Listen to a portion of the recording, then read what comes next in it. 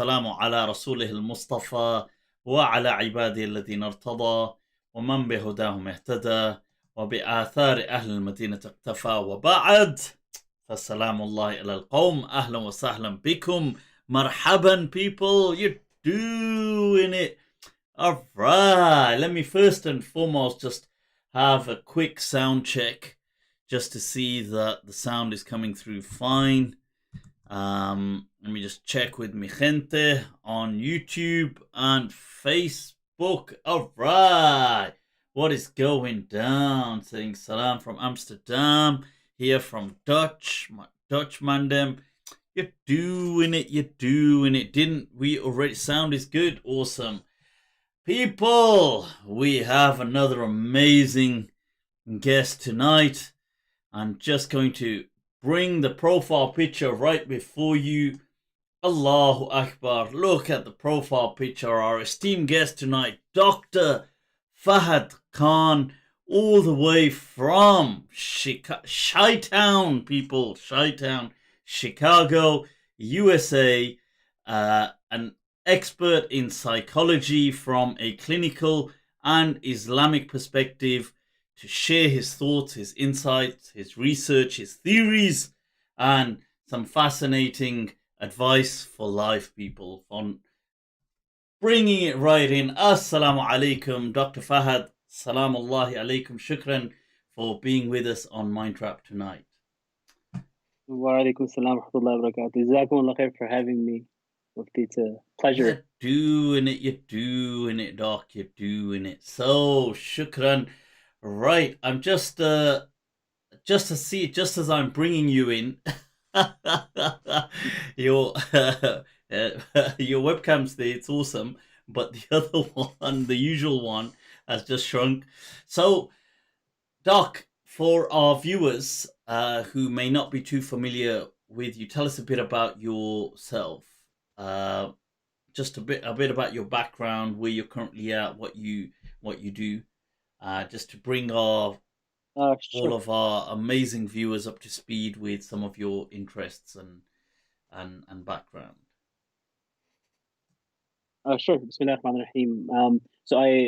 My name is Fahad Khan. I was born and raised in Kashmir, in the Pakistani side of Kashmir. And when I was 10 years old, I came to the US. Then I went back to finish my hifz. My father was an imam here in the US in a masjid in Chicago for about 24 years. He still teaches Quran. And then I went on with my quote unquote secular studies, and I was pre-med for a little while. I decided to change sciences, my master's in psychology, and then my doctorate in psychology. I also study Arabic and Islamic studies on the side.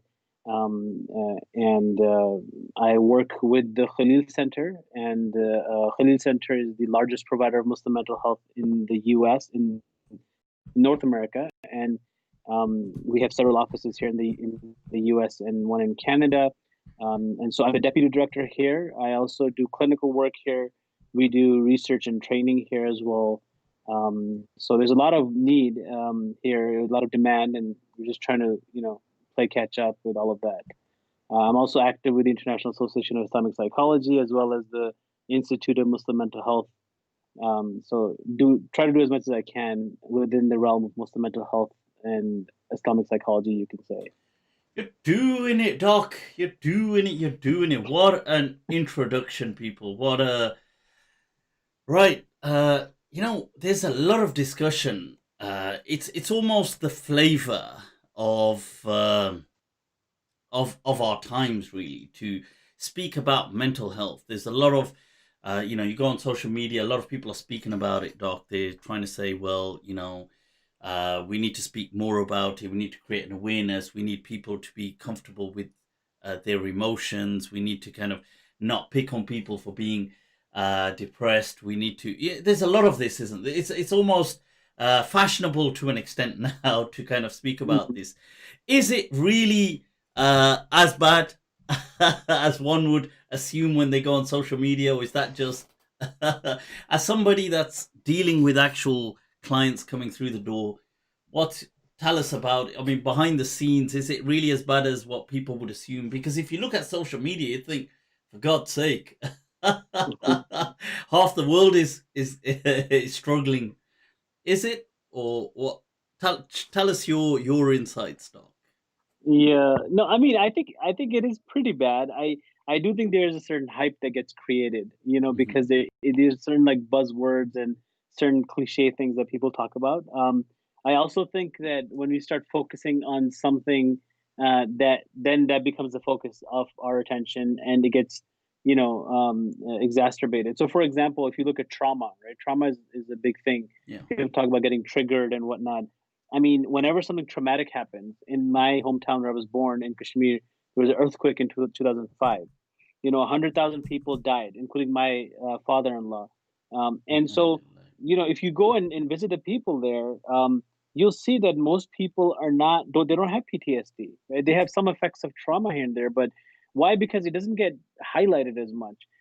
After a trauma, majority of the people will move on and they'll be back to their normal selves. There's going to be I would say about 10 to 20% who will probably have PTSD because they were, it hit them harder, or they're more sensitive. And then there's going to be 20% that actually grow from trauma. There's post-traumatic growth. But because we're so focused on the 20% that have PTSD, Mhm. then you start thinking every time there's a trauma, it's going to be PTSD. And then you get people that actually don't even have PTSD. They develop the signs because of the focus, not because they were actually going to have PTSD. So you're right about that. I think there's definitely like a higher emphasis, but the fact remains that here at Khalil Center right now we have a wait list. We have a shortage of staff. And there's a lot of people coming through with a lot of problems. And so part of my job is to refocus them and say, look at the good things here. Look at the positive sides of this.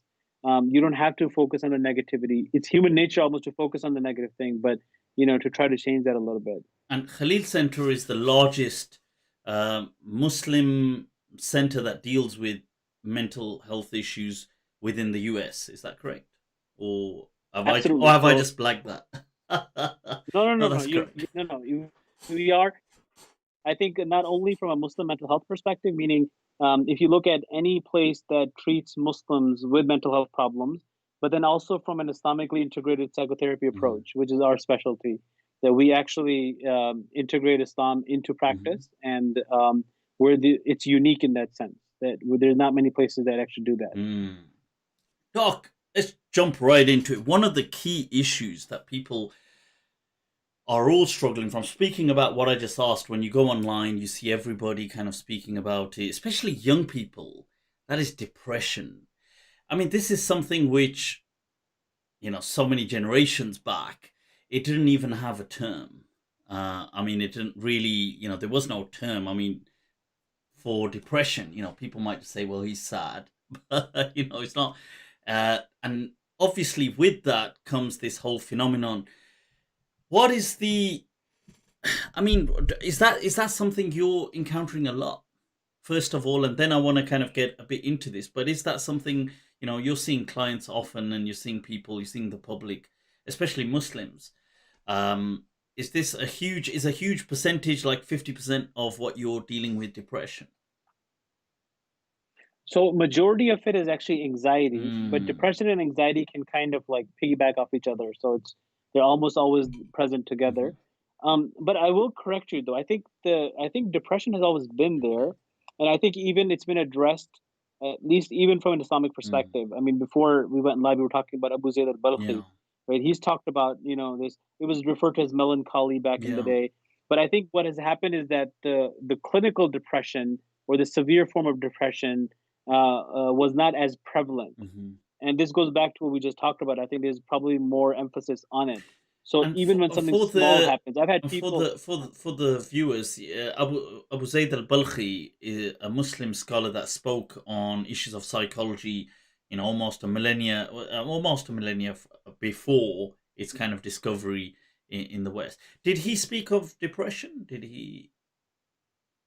Yeah, he's talked primarily about anxiety, but Okay. he went through pretty Mm, much all the major issues. Depression, because depression and anxiety are the two big ones, mm, right? If you look at the general population, and then you have disorders that get categorized under them, right? So like if you go to the mood disorder category, you have bipolar disorder and depression and so on. Then you have, if you come into the anxiety based disorders, you used to have like even OCD and PTSD under that, because the symptoms are very similar, right? So depression and anxiety, that's like a very, common phrase. But I think before it was more like clinical depression, and then okay, no depression. But now it's like you have the spectrum, and now because the availability is there, like people and places are available, people come for help even if they have a little bit of depression, a little bit of problems. So, and sometimes, like you were saying, I think earlier, is like when you come in and you might have a little bit of depression, but then if it gets highlighted, then it might even turn into like clinical depression. So it's not always like the best idea. Like I mean, sometimes it helps to deal with your problems by your because own self. are these because sometimes you see the issue or the issue, yeah, the issue, let's just say as it is, right? The issue I find as a person and certain people, and it may be, sometimes politically not so well to say these things, but I find that, you see, there are legitimate cases and there's people suffering, but there's also, with a label comes a kind of like people jettison a sense of responsibility or a sense of, they'll just be like, I've got depression, it's like that. It becomes an excuse. Or people may kind of fault me for saying it becomes an excuse, because they may say, no, it's, how can you say that? It's legitimately there. There's the severe, I understand there's the severe kind of absolute, people are debilitated. I understand stuff like that.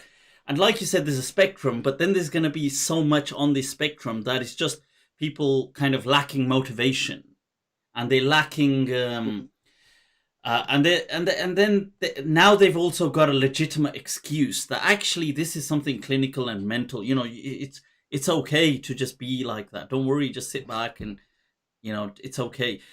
And sometimes I'll crack jokes. I crack jokes about anything, and people do get offended. But you see, I feel that are we over spoon feeding a younger generation and thereby kind of like almost debilitating them to some extent?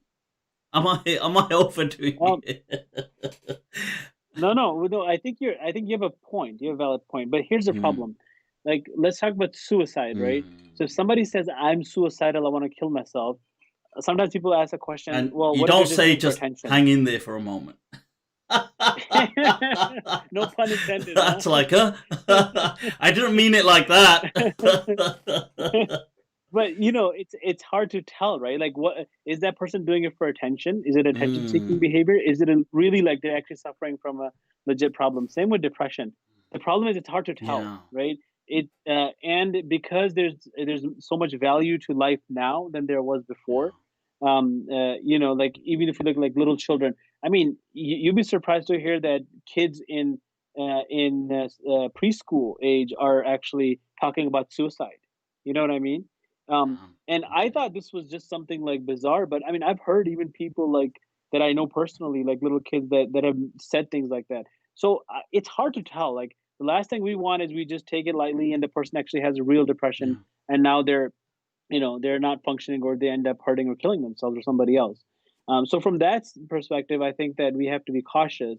But yes, you're right. I mean, I think that, but it's not just us who are spoon feeding, or it's the society as a whole. And so, Mm. you know, like, what can we change, or how will the whole society change so that we can have a real conversation about these things rather than just one side pulling the narrative towards them. Because I remember there was a program that the BBC did a while back, many years back. In fact, they did it when I was still studying my psychology degree, and our lecturers were discussing it with us. And it was to do with dyslexia. And Mm. they were stating, and the program was very controversial. It was stating that dyslexia a myth. And what it was showing was that, like, they got several children who were all diagnosed to be dyslexic, and they gave them, I think, if I recall correctly, because it's been like maybe 14 years since I've watched this, or maybe something like that, or about 13, 12 years at least. Right. So I think they gave them 6 months of intensive training. So teachers worked with them, and they gave them all these booster classes and all these things, the special classes. But at the end of it, they were just as capable as everybody else. and they could, read and write just as well as their counterparts. And it was kind of showing that, well, it wasn't saying that it's a myth in the sense that nothing is there, that's a problem, but they were kind of showing that it's not necessarily a lifelong condition, if Mhm. it's kind of, if there's interventions in place. But I think the program, it wasn't, it was aired on the BBC. It wasn't obviously done by the BBC. I'm not saying it's a BBC kind of project, but it was aired on BBC, on one of the BBC channels, and there was a wave of kind of criticism that was kind of hurled at it, and obviously got a lot of slack. And people were like, "What the hell?" And you see, then the problem is there's a lot of politics involved as well. Because I remember our professor telling us that, look, uh, like, without, he wasn't kind of taking sides, but he was saying, look, you can't, the fact that dyslexia has a whole, this huge funding, there's huge kind of, Mhm. there's a lot of money, there's a huge industry that's on the back of that condition as well. And when somebody, waves a question mark at that, there's a lot of things that are being questioned now. Like, should the government even be giving funding? And you see, there's so much politics at play as well. Even though this program may have just been an innocent kind of research done and said, well, here it is, but it Right. ties into all these political aspects.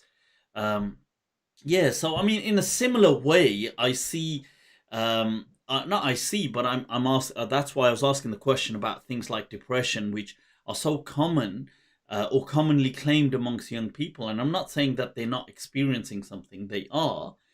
But sometimes I think, well, like, you got countries like, let's say, Pakistan, which we spoke about a while back, and you wouldn't get. I, su- I suppose over there, if somebody said it, that, if some kid just sat around, I'm not saying that this is justified, or some young person sat around, not justifying this, but they probably just get a slap, and they just get up and get on with it, Mhm. and then they'll just be like, you know, it's like I went to a madrasa with 3,000 probably students in Karachi. None of them, and statistically they ought to have dyslexia. Then they ought to have, they ought to be so many with learning Mhm. difficulties given that high number, but yet they all kind of come out because they don't have that leeway for those excuses. But obviously this is very, very controversial to even say something like this. I get that, but sometimes I just wonder, कभी कभी मेरे दिल में ख्याल आता है. No, you bring out a valid point, which is that, look, do we overdiagnose people? We do. There's a certain pressure, especially here in a capitalistic society. There's a pressure to do certain things a certain way. If you go to a doctor and the doctor doesn't give you medicine, it's almost like it feels wrong. Hmm. Like, no, there has to be something. If you come to a psychologist, like if somebody comes to me and let's say they have insurance, if I don't have a diagnosis, the insurance won't pay. Hmm. It's unfortunate, but then this person has insurance. If they don't pay, am I going to charge this person? So sometimes they'll put like small diagnosis, just to kind of justify it. And then a person who's diagnosing or who's assessing comes in with a certain agenda. One of the most commonly misdiagnosed issues with children is ADHD, right? I mean, it gets misdiagnosed all the time. I've had kids As come to in me, parents say, "Oh, they have misdiagnosed, as ADHD." in it gets overdiagnosed or underdiagnosed? No, no, overdiagnosed. Overdiagnosed. Over, Okay. yeah. Okay. Like for example, screen exposure Mm-hmm. causes the body to go into a state which almost mimics ADHD symptoms, Ah. right? So you can't focus as much. You're impulsive. You're hyperactive because the brain is in this fight or flight mode. And so you go to a psychiatrist or you go to a doctor who's not trained. They're going to say, "Oh, that's ADHD. Let's put him on medication." Now, you take any normal person, we all have distractions that we're dealing Yeah. with, right? We all have difficulty focusing. You give me Adderall or give me methamphetamine, any kind of amphetamine, I'm gonna have greater focus. Parents are like, "Oh, look, see, he had ADHD and now he's taking medications and he's fine." Mm. My approach with those parents and my approach in general is that, look, let's not worry about what he has and what we need to do about it, like to fix him. How about we take the approach of this is who he is. Okay, he has difficulty focusing or he has difficulty reading. he must have strengths. There are things that he's really good at, Yeah. right? And so use that to his advantage and help him, further explore that so he can become a productive part of the society. That's really it. So if he has ADHD, okay, so what? Okay, what are we going to do about it, right? Instead of medicating him, which certainly you have the option and you have the right to do that. And in certain cases, it's almost necessary because there's no other treatment that might be more effective. But let's, instead of doing that, if your kid has ADHD, I had ADHD and I was pre-med for many years, and then I didn't even know what was wrong with me. Like I was thinking, like, why can't I sit and study for 6 to 8 hours? 6 to 8 Everybody around me hours. was doing. That's. I think you want to ask six Had to to eight traumatized minutes. pre-med. Right, right. So people, it was like it was hurting me, and I was even getting sad at times. Like, man, I can't do it. Right, my parents want me to be a doctor. I cannot sit and focus for that long. And so I think what the approach should be is that if the kid can't sit and focus for more than say 20-30 minutes, then don't put him in a place or a program, or don't do that much. And it's okay if somebody doesn't get straight A's or gets a doctorate degree. It should be fine. I Yeah, think that like pressure people are itself different. creates this kind of culture. That people are kind of Yeah. different. They've got different talents, different. That he might be somebody that's really drawn to the arts or drawn to poetry or drawn to. It doesn't have to be somebody necessarily drawn to that kind of academic work, isn't it? Because that's another thing with this education system. It's designed really just to equip you to be enough for industry. And everybody is assumed to be, well, we're going to create you as kind of, okay, this is the academic. It's not vocational. It's not really dealing with other, this, and society as a whole, human beings, they're not going to be really your kind of, book type of people. If you're going to take 100 people, out of them, come on, like once they grow up, how many of them are like that? They're not like that. So yeah, I feel that the system is somehow designed in a way to kind of handicap people from the get go, and then they can't keep up with it, and then there's uh, pressures. But staying with this topic of young people and mental health, there is a stark difference in what you mentioned earlier on about young people and suicide rates compared to older generations, like the generations of people who are slightly older now, but when they were younger. So if we're going back to like the 90s, even the 80s or whatever, the suicide rates now, and I get the fact that there's a larger population, but still per capita, the way it is, there seems to be a much greater uh, Yeah. rate of suicide. What are the factors behind that? Because that's something, it's so scary that young people unquestionably have, like you said, a much greater value for life today. And there's much more opportunities, many more opportunities today than there were in the 90s or in the 80s. Yet, and luxuries and amenities. And so, yet people are taking their own lives. Yeah. I think that there's a lot of factors there, right? So the way we conceptualize suicide is that the biggest factor to suicide is depression plus hopelessness, right? And I would also add in that mix lack of resilience. Okay, so Mm. we unfortunately live in a time where we don't have the resilience. I mean, even an adult, right? Like, forget about the kids for a second. Like, if you and I are talking and let's say the technology stops working, we're going to get frustrated, Yeah. right? Like, sometimes to a point where maybe your head is going to start hurting, or you're going to be like, man, I hate this This was computer, like, actually playing up today before we were sitting here for a while. I was like, God damn, what's wrong with this? Prime so that lack example, of resilience, Exhibit A. yeah, it causes it and if this happens regularly, I mean, they did research on social media, and they found out Instagram was the one that causes most amount of depression, or is correlated with most amount of depression. And it's because you're making these comparisons in your head constantly. You look at your friend like, oh, look how happy he is, I'm sad. Look at his car is so much Did better you, than my car. speaking of His Instagram, girlfriend. did you, on that note with Instagram, did you watch the Black Mirror episode that was dealing with the kind of Instagram parallel where, Yes. and where he Yeah, the explains points, that, right? yeah, not the one where he That's what. explains, it's where somebody ends up taking somebody hostage and there's this situation. But Yes, yeah, I've seen but the that. Yeah, point is, in there he mentions when he's on this retreat that they have teams dedicated to create yeah, like this hyper addiction, and yeah. there's like whole teams dedicated to it. Wow. Yeah, because before watching I that mean, I was like, whoa. you know, TikTok is a big thing, right? So, Mm. I mean, I have TikTok. Occasionally I'll maybe go on it just for fun. But man, if you go on it and you start scrolling, I mean, time flies. Like you don't Yeah, even know man, what's tell me happening, about right? it. And I feel like, after that, like, even with Instagram, like I'll sit there sometimes, and before I know, I've just been like sucked in, like, and I'm Mm-hmm. like going through, or I'm just watching, and then it's like an hour's gone. I'm like, oh. Yeah, yeah, yeah.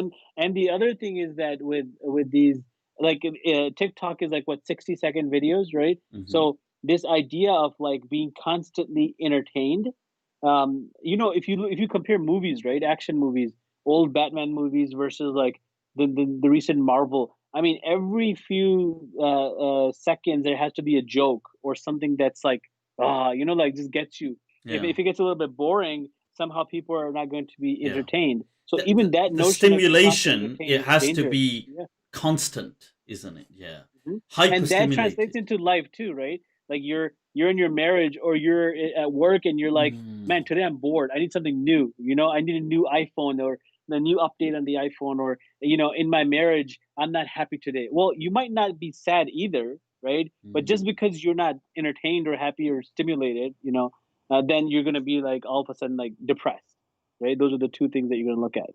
Yeah, but I mean, you, you see, a lot of this coming to that thing of resilience, this kind of like willpower, this kind of like this inner fight to kind of keep going. Why is that? Why is that less then? Because is that not just tied into the survival instinct? And is that not something innate that instinctually we all have the will to survive? So why is that perceived to be less in younger people?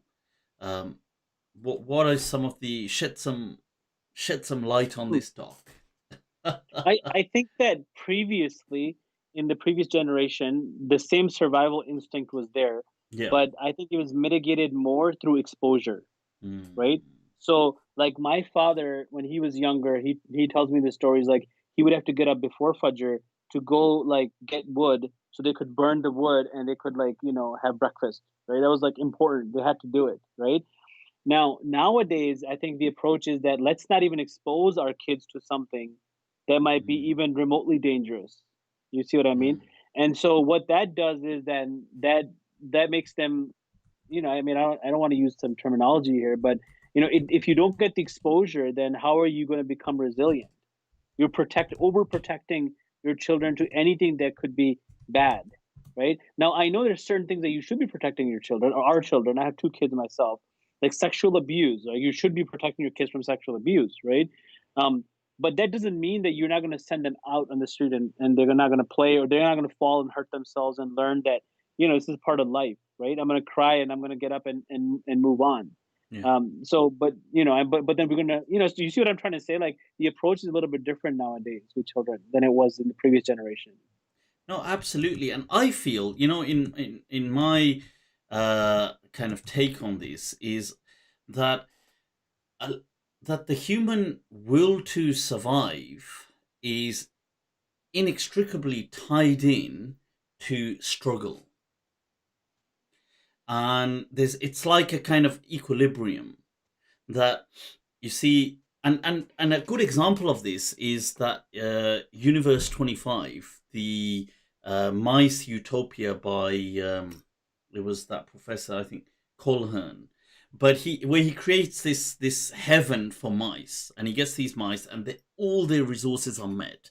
They're going to have food, fresh water, plenty of space, and he designed it that it could go up to, I think, was it 6 or 8 thousand mice. That was the capacity, and he starts with a bunch of like the Adam and Eves, that like four each, and they start multiplying and they start mating and reproducing, and they're loving it at first. But when they reach, and everything's catered for, when they reach, and he's got a journal, but when they reach, I think 300 or something, then they start to, or they start to kind of like gradually slow down with the reproduction, but it continues. They reproduce, but it gets to a certain point. I can't remember the exact figure now, but it's nowhere near his actual capacity, nowhere near the capacity where they start displaying odd behavior. So he notes that there's a certain group of mice that just retreat, and he calls them the kind of like the good looking mice. Like they kind of keep themselves to themselves, and they don't mix, they don't mate, they're not interested in mating, they're not interested in anything. They just kind of recluse. But then he finds things like the general interest for even mating declines. He finds that the mother mice start attacking their own young and killing them. And he finds like this sense of there's this despondency amongst the mice. Like they just don't, like they seem to have just given up on living. And a lot of that, although people try to extrapolate that onto social terms, and human beings are much more complex, but that I do feel that this thing, it's almost like two pedals of a bike. The survival is tied in with the struggle, and the lack of the less of a struggle, maybe the less resilience to survive is there. I don't know if you feel that or if that resonates with you. No, it does. So Allama Iqbal is my spiritual mentor. He talks about this idea, right? That you're some lines from his poetry. I don't know if you've read Saki Nama before, but it's a very famous poem of his. Go for it. Tell us that. Doc is well into his Urdu poetry, people. So you're in for a treat. Irshad. He says, "Farebe nazar hai sukoon o sabat, तड़पता है हर ज़र्रा कायनात, ठहरता नहीं कारवाने वजूद कि हर लहजा है ताज़ा शाने वजूद." Meaning that this sukoon and sabat that you seek, sophisticated poetry, people, sophisticated. Right? This is an illusion of your eyes. This is a farebe nazar, right? This is a dhoka, like fareb. He says, why? Because every atom in this universe is in constant motion. Okay? So this world is meant to be in constant struggle. Then he says, the caravan of life never stops. It never seizes itself. And every step, life renews itself. कि हर लहजा है ताज़ा शान वजूद. Then he says, समझता है तू राज है जिंदगी, फकत ज़ौक़ परवाज़ है जिंदगी. That you think life is this big mystery, but it is actually the zauq, the passion to keep flying, to keep going, right? And then it goes on and on. So, but the point is that I think what you were trying to say is, and please correct me, is that this idea of having this utopia, living and being fed something in comfort and all that, it's not only an illusion because it can't happen, it's also dangerous because if it does happen, it's not good for you. It's not a healthy thing for it to happen. I mean, I'm not. You see, don't get me wrong. I'm kind of pointing out what I feel is it's an intrinsic irony of nature, but it's not something I feel that I would like. Like I would not like to struggle. I would not like that. I would like luxury, and I would like that, and I would, as a person, choose luxury over struggle. But yet the irony is that in our luxury, there's a kind of peril to it, which is, and in the struggle is a kind of a sustainability of our existence. There's a proverb in Arabic I read years ago, and it's around a story of these cows that these farmers are feeding. But the line of the proverb of it, that where they say that as the cow is fattened, that in its fatteningness is its destruction, because it says وَفِي سِمْنِهَا ذَبْحُهَا, that as it kind of fattens up, they will slaughter it. And it's obviously, to the cow, it's loving that, obviously, because it's eating and it's just getting fed and fed. But and even as a human, I would choose despite knowing that, I would rather choose luxury. You know, if you told me, oh, would you like to go and do some hard work, or Mhm. do you just want to chill and watch something? I'd be like, yeah, I definitely would just rather chill and, but Mhm. really, this is kind of, it's diminishing our abilities to struggle to survive. Mhm. And I get that, especially I think with younger people, like you said, like they're not going out to do things. I mean, kids don't nowadays do things like, I mean, they might, some might climb trees, but they don't generally, they're on their Xbox and their computer games, and they're not really out there doing things. Even when we were kids, the kind of stuff. And I'm not saying that was dangerous as well. I get that. It's climbing trees. People fell down. They went, up to little no good adventures, and so I suppose they're safer, but maybe that's ironically destructive, that safety. These are just some Yeah. thoughts. No, no, these are valid, and I think the earlier question that you asked, the prevalence of depression and anxiety and PTSD, I think if we can get our mindset changed, you see, like when people who come to me for therapy, one of the things I do try to, ingrain in them is that embrace the struggle. In fact, if there's no struggle, then that might be the problem, right? And there's nothing wrong with having that struggle. Yes, our bodies want that. We want comfort. But if we were to identify like one of the ways to deal with procrastination is Oh something yeah, called yeah. affective forecasting, right? What's it called? Because I think I It procrastinate things. I think so. we all do. Tell me, Dark Man, Be- help me out be- here. because you see, what is procrastination? It's like I'm going to choose my comfort now, and I don't Mm, want to struggle now, right? So I'll just delay whatever's coming so sounds that I don't have to amazing. deal. It's like, shall I do this hard work? Shall I just watch another episode of this on Netflix? It's like, well, that was an easy choice. Exactly.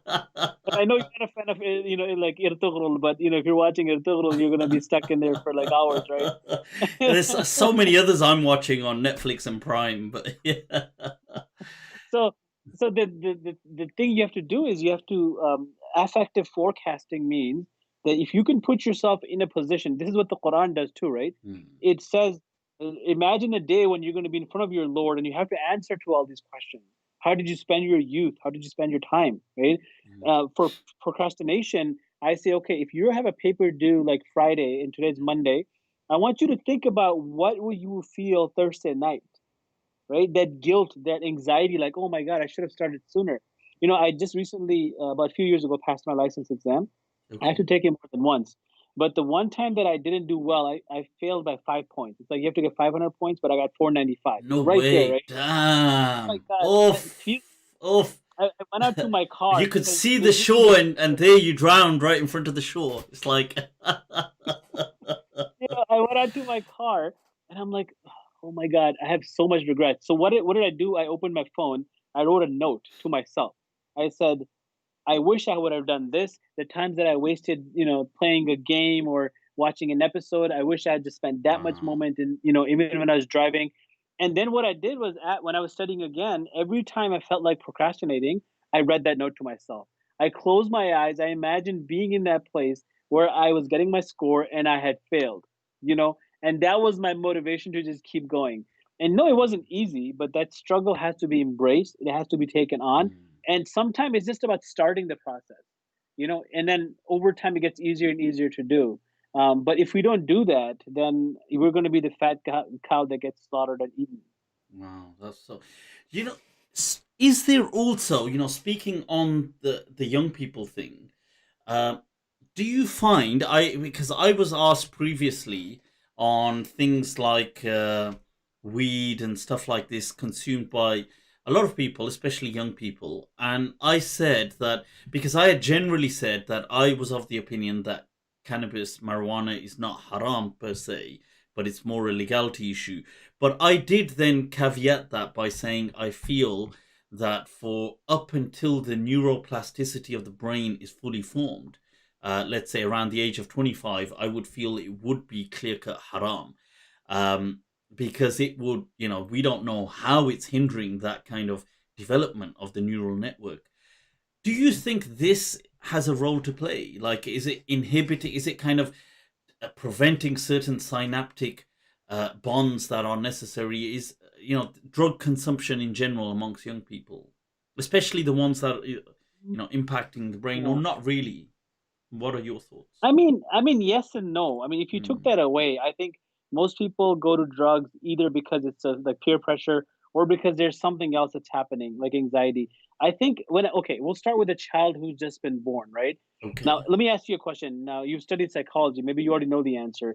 At what age do you think personality fully develops? Like your habits and Wow. how resilient you might be, or how organized you're going to be, or how extroverted you're going to be. What number would you give that? See now, because I'm thinking of so many different theories straight away. Because I'm thinking, obviously, some people are going to say that, like, right from as you're a toddler, right there. Like Freud is going to say, well, he's got the different personalities. If you're like this, if you're clenching to things, if you're doing things, Hmm. this is, you've got this kind of anal personality, which is going to later on exhibit itself. Some other people who are complete behaviorists, obviously, I don't agree with them. They're going to say, well, Watson and these people, oh, you can shape them into anything you want. I think that's not, it's like somebody said, well, I had one child and I agreed with behaviorism. I had the second one and everything went out the window. Because you did everything more or less the same and it turned out to be something totally different. But I would feel that there is, my personal opinion is, within the first early years, you start to see a kind of personality emerging, which kind of, even though it can be shaped, but I feel it's a reflection of that person's kind of inner self. So I would feel definitely the early years. Uh, Right, yeah, that's what I would right. feel. Yeah, And like Freud and other psychodynamic theorists would say like 5, 6 years, 7 years of yeah. age, right? Mhm. Some others might say like a little bit later. I would probably give it like maybe 14, 15. Like puberty would be a good Okay, time to say, okay, okay, at that's. least majority of your personality is developed, Oh, right? you mean where it's 80%. fully okay? The majority is developed. Yeah. Okay, okay. Yeah, yeah. Hmm. So now the thing is that a very early age, right? Like let's take a child who's like 1 or 2 years old. Okay, um, if that child doesn't know what hunger is, and every time you just feed him, keep feeding him, keep Hmm. feeding him. If that crawling baby doesn't know what danger is, and you're just no, don't do that, don't do that, then there's no resilience building. You see what I mean? And it sounds kind of like, okay, well, I'm not saying you should neglect your child and like let him go through like fasting phase or something, but what I'm saying is that, like, I think that because we're so cautious and quote unquote careful and loving and whatever you want to call it, we baby our children, right?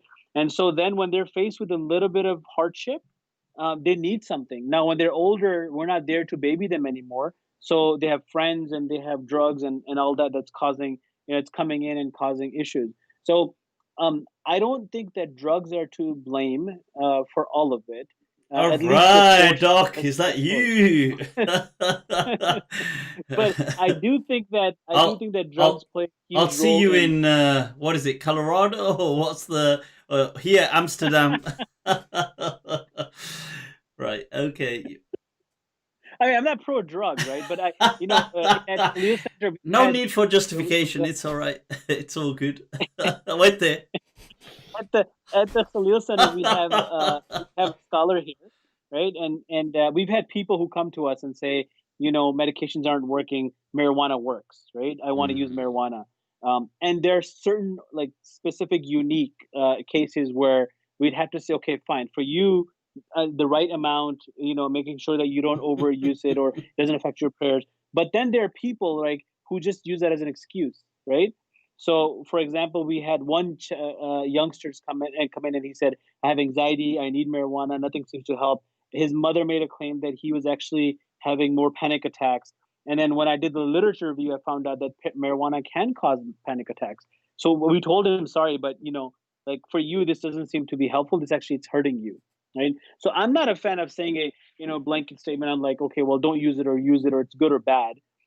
Certainly there's going to be some, even in alcohol, the Quran says, right, there's some Mm. good in Of it, course, right? of course.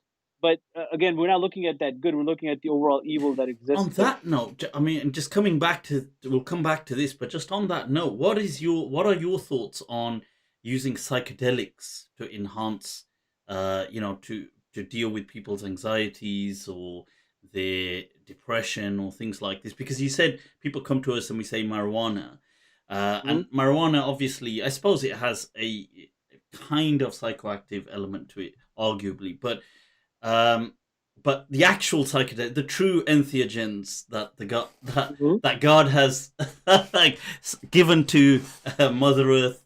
What do you feel about them? Things like mushrooms, shrooms, DMT, Yeah. stuff like this. MDMA, LSD. Yeah. Okay, So yeah, I'm not talking about. MDMA not okay, sure, but I would see MDMA and though not as necessarily natural, but yeah, but the others are still natural kind of Right, elements. But yeah, right. So this is not my Khalil Center of course not, point of of view, course not. This or is the not. this is This a is personal disclaimer, personal. right? This is going out to This is Doctor. my personal view. This is going out Um, to Ustad Fahad. I would say that if there's sufficient research to support, like when I mentioned MDMA, because there is sufficient research to support use of MDMA or ketamine for PTSD, Hmm. depression, anxiety. Although, like for example, there's mixed research about whether microdosing helps. There's some body of research that talks about using psychedelics in like a one big dose where you have like that trip that they Hmm. call it, and with the help of like counselors, right? They have two counselors that sit with you. You go through that phase. There's actually a movie made in Israel called Trip of Compassion. Okay. It's interesting. They have these three people with PTSD who go through and they show like what they're how that would the Because they procedure show, works. because they show so far. I mean, there's so many. There are several kind of studies that have shown people Hmm. to be kind of cured from addictions, from anxieties, from PTSD, to kind of soothe the. I mean, Yeah, I don't know. Obviously, there is a huge culture that is so anti this stuff, so it's difficult for these studies to really kind of push anything through mainstream. I don't mean the studies, but to make any national changes because there's a strong culture against right, these things. Yeah. right. So I do think that if there's enough research and if it's monitored, I think it's perfectly fine. Our Mm. personal opinion.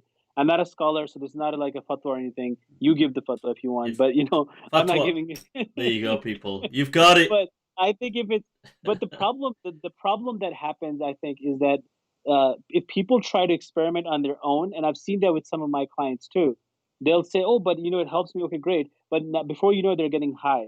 They're using it in the wrong dosage, or they're getting a product that's Mm. not like pure, and then it's Yeah. causing more Mm. problems.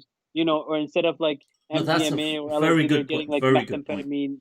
Because especially things like meth, and even arguably MDMA, but other things as well that people can pick up, they can be very dangerous, and Mhm. especially if they're not picking up the right kind of thing. I suppose in many ways, like with anything, especially if it's chemical related and you try to just do something on your own. I mean, it would Mhm. be really crazy. I mean, if somebody just try to self-medicate, for example, with something that's a very helpful medicine, but just try to take it to say, well, I'll do it on my own. I'll just take it and I don't need no guidance. Then, yeah, that could be very disastrous. Yeah, but okay, Because that, if, that if you don't have a teacher, then Shaitan is your teacher, right? Allah, man la sheikha lahu fa sheikhu shaitan. Shaitan, people. Yeah, but I'm definitely an advocate for those things. I feel that they are kind of portals to consciousness and to the understanding of. To me, consciousness is synonymous with the term ruh. Yeah. And so I do definitely feel that these things, but that I understand is a different Let me give you discussion. an example if you don't mind. Sure, They've sure. done like so when somebody has trauma and Hmm. they come for therapy, the gold standard treatment is called exposure therapy, right? Yeah, yeah. So what's the principle behind it is that when they experience the trauma, they mentally shut themselves down. They weren't able to cognitively think about what happened to them. Mm, Like Imam Ghazali says that your aql, should become the king, right? Like it should master like how your well-being is and your body and your mind works. Now, because that doesn't happen, it's an emotional response, and people shut down. There's a deeper wound. In exposure therapy, they revisit it with the help of yeah. a psychologist or a therapist. They go back, they process their emotions, they talk about it, they look at it from a third person's perspective, right? People who've used psychedelics, like under the supervision, they've explained it like that's exactly what they did. Except it wasn't through like 6, 7 sessions. It was just one session where they went in, they revisited that trauma, but from a more of like a third person cognitive perspective, so they could reevaluate the trauma for themselves, and that helped them. Like I think they did some study, and 9 out of 10 people were cured of their PTSD. Yeah. Wow.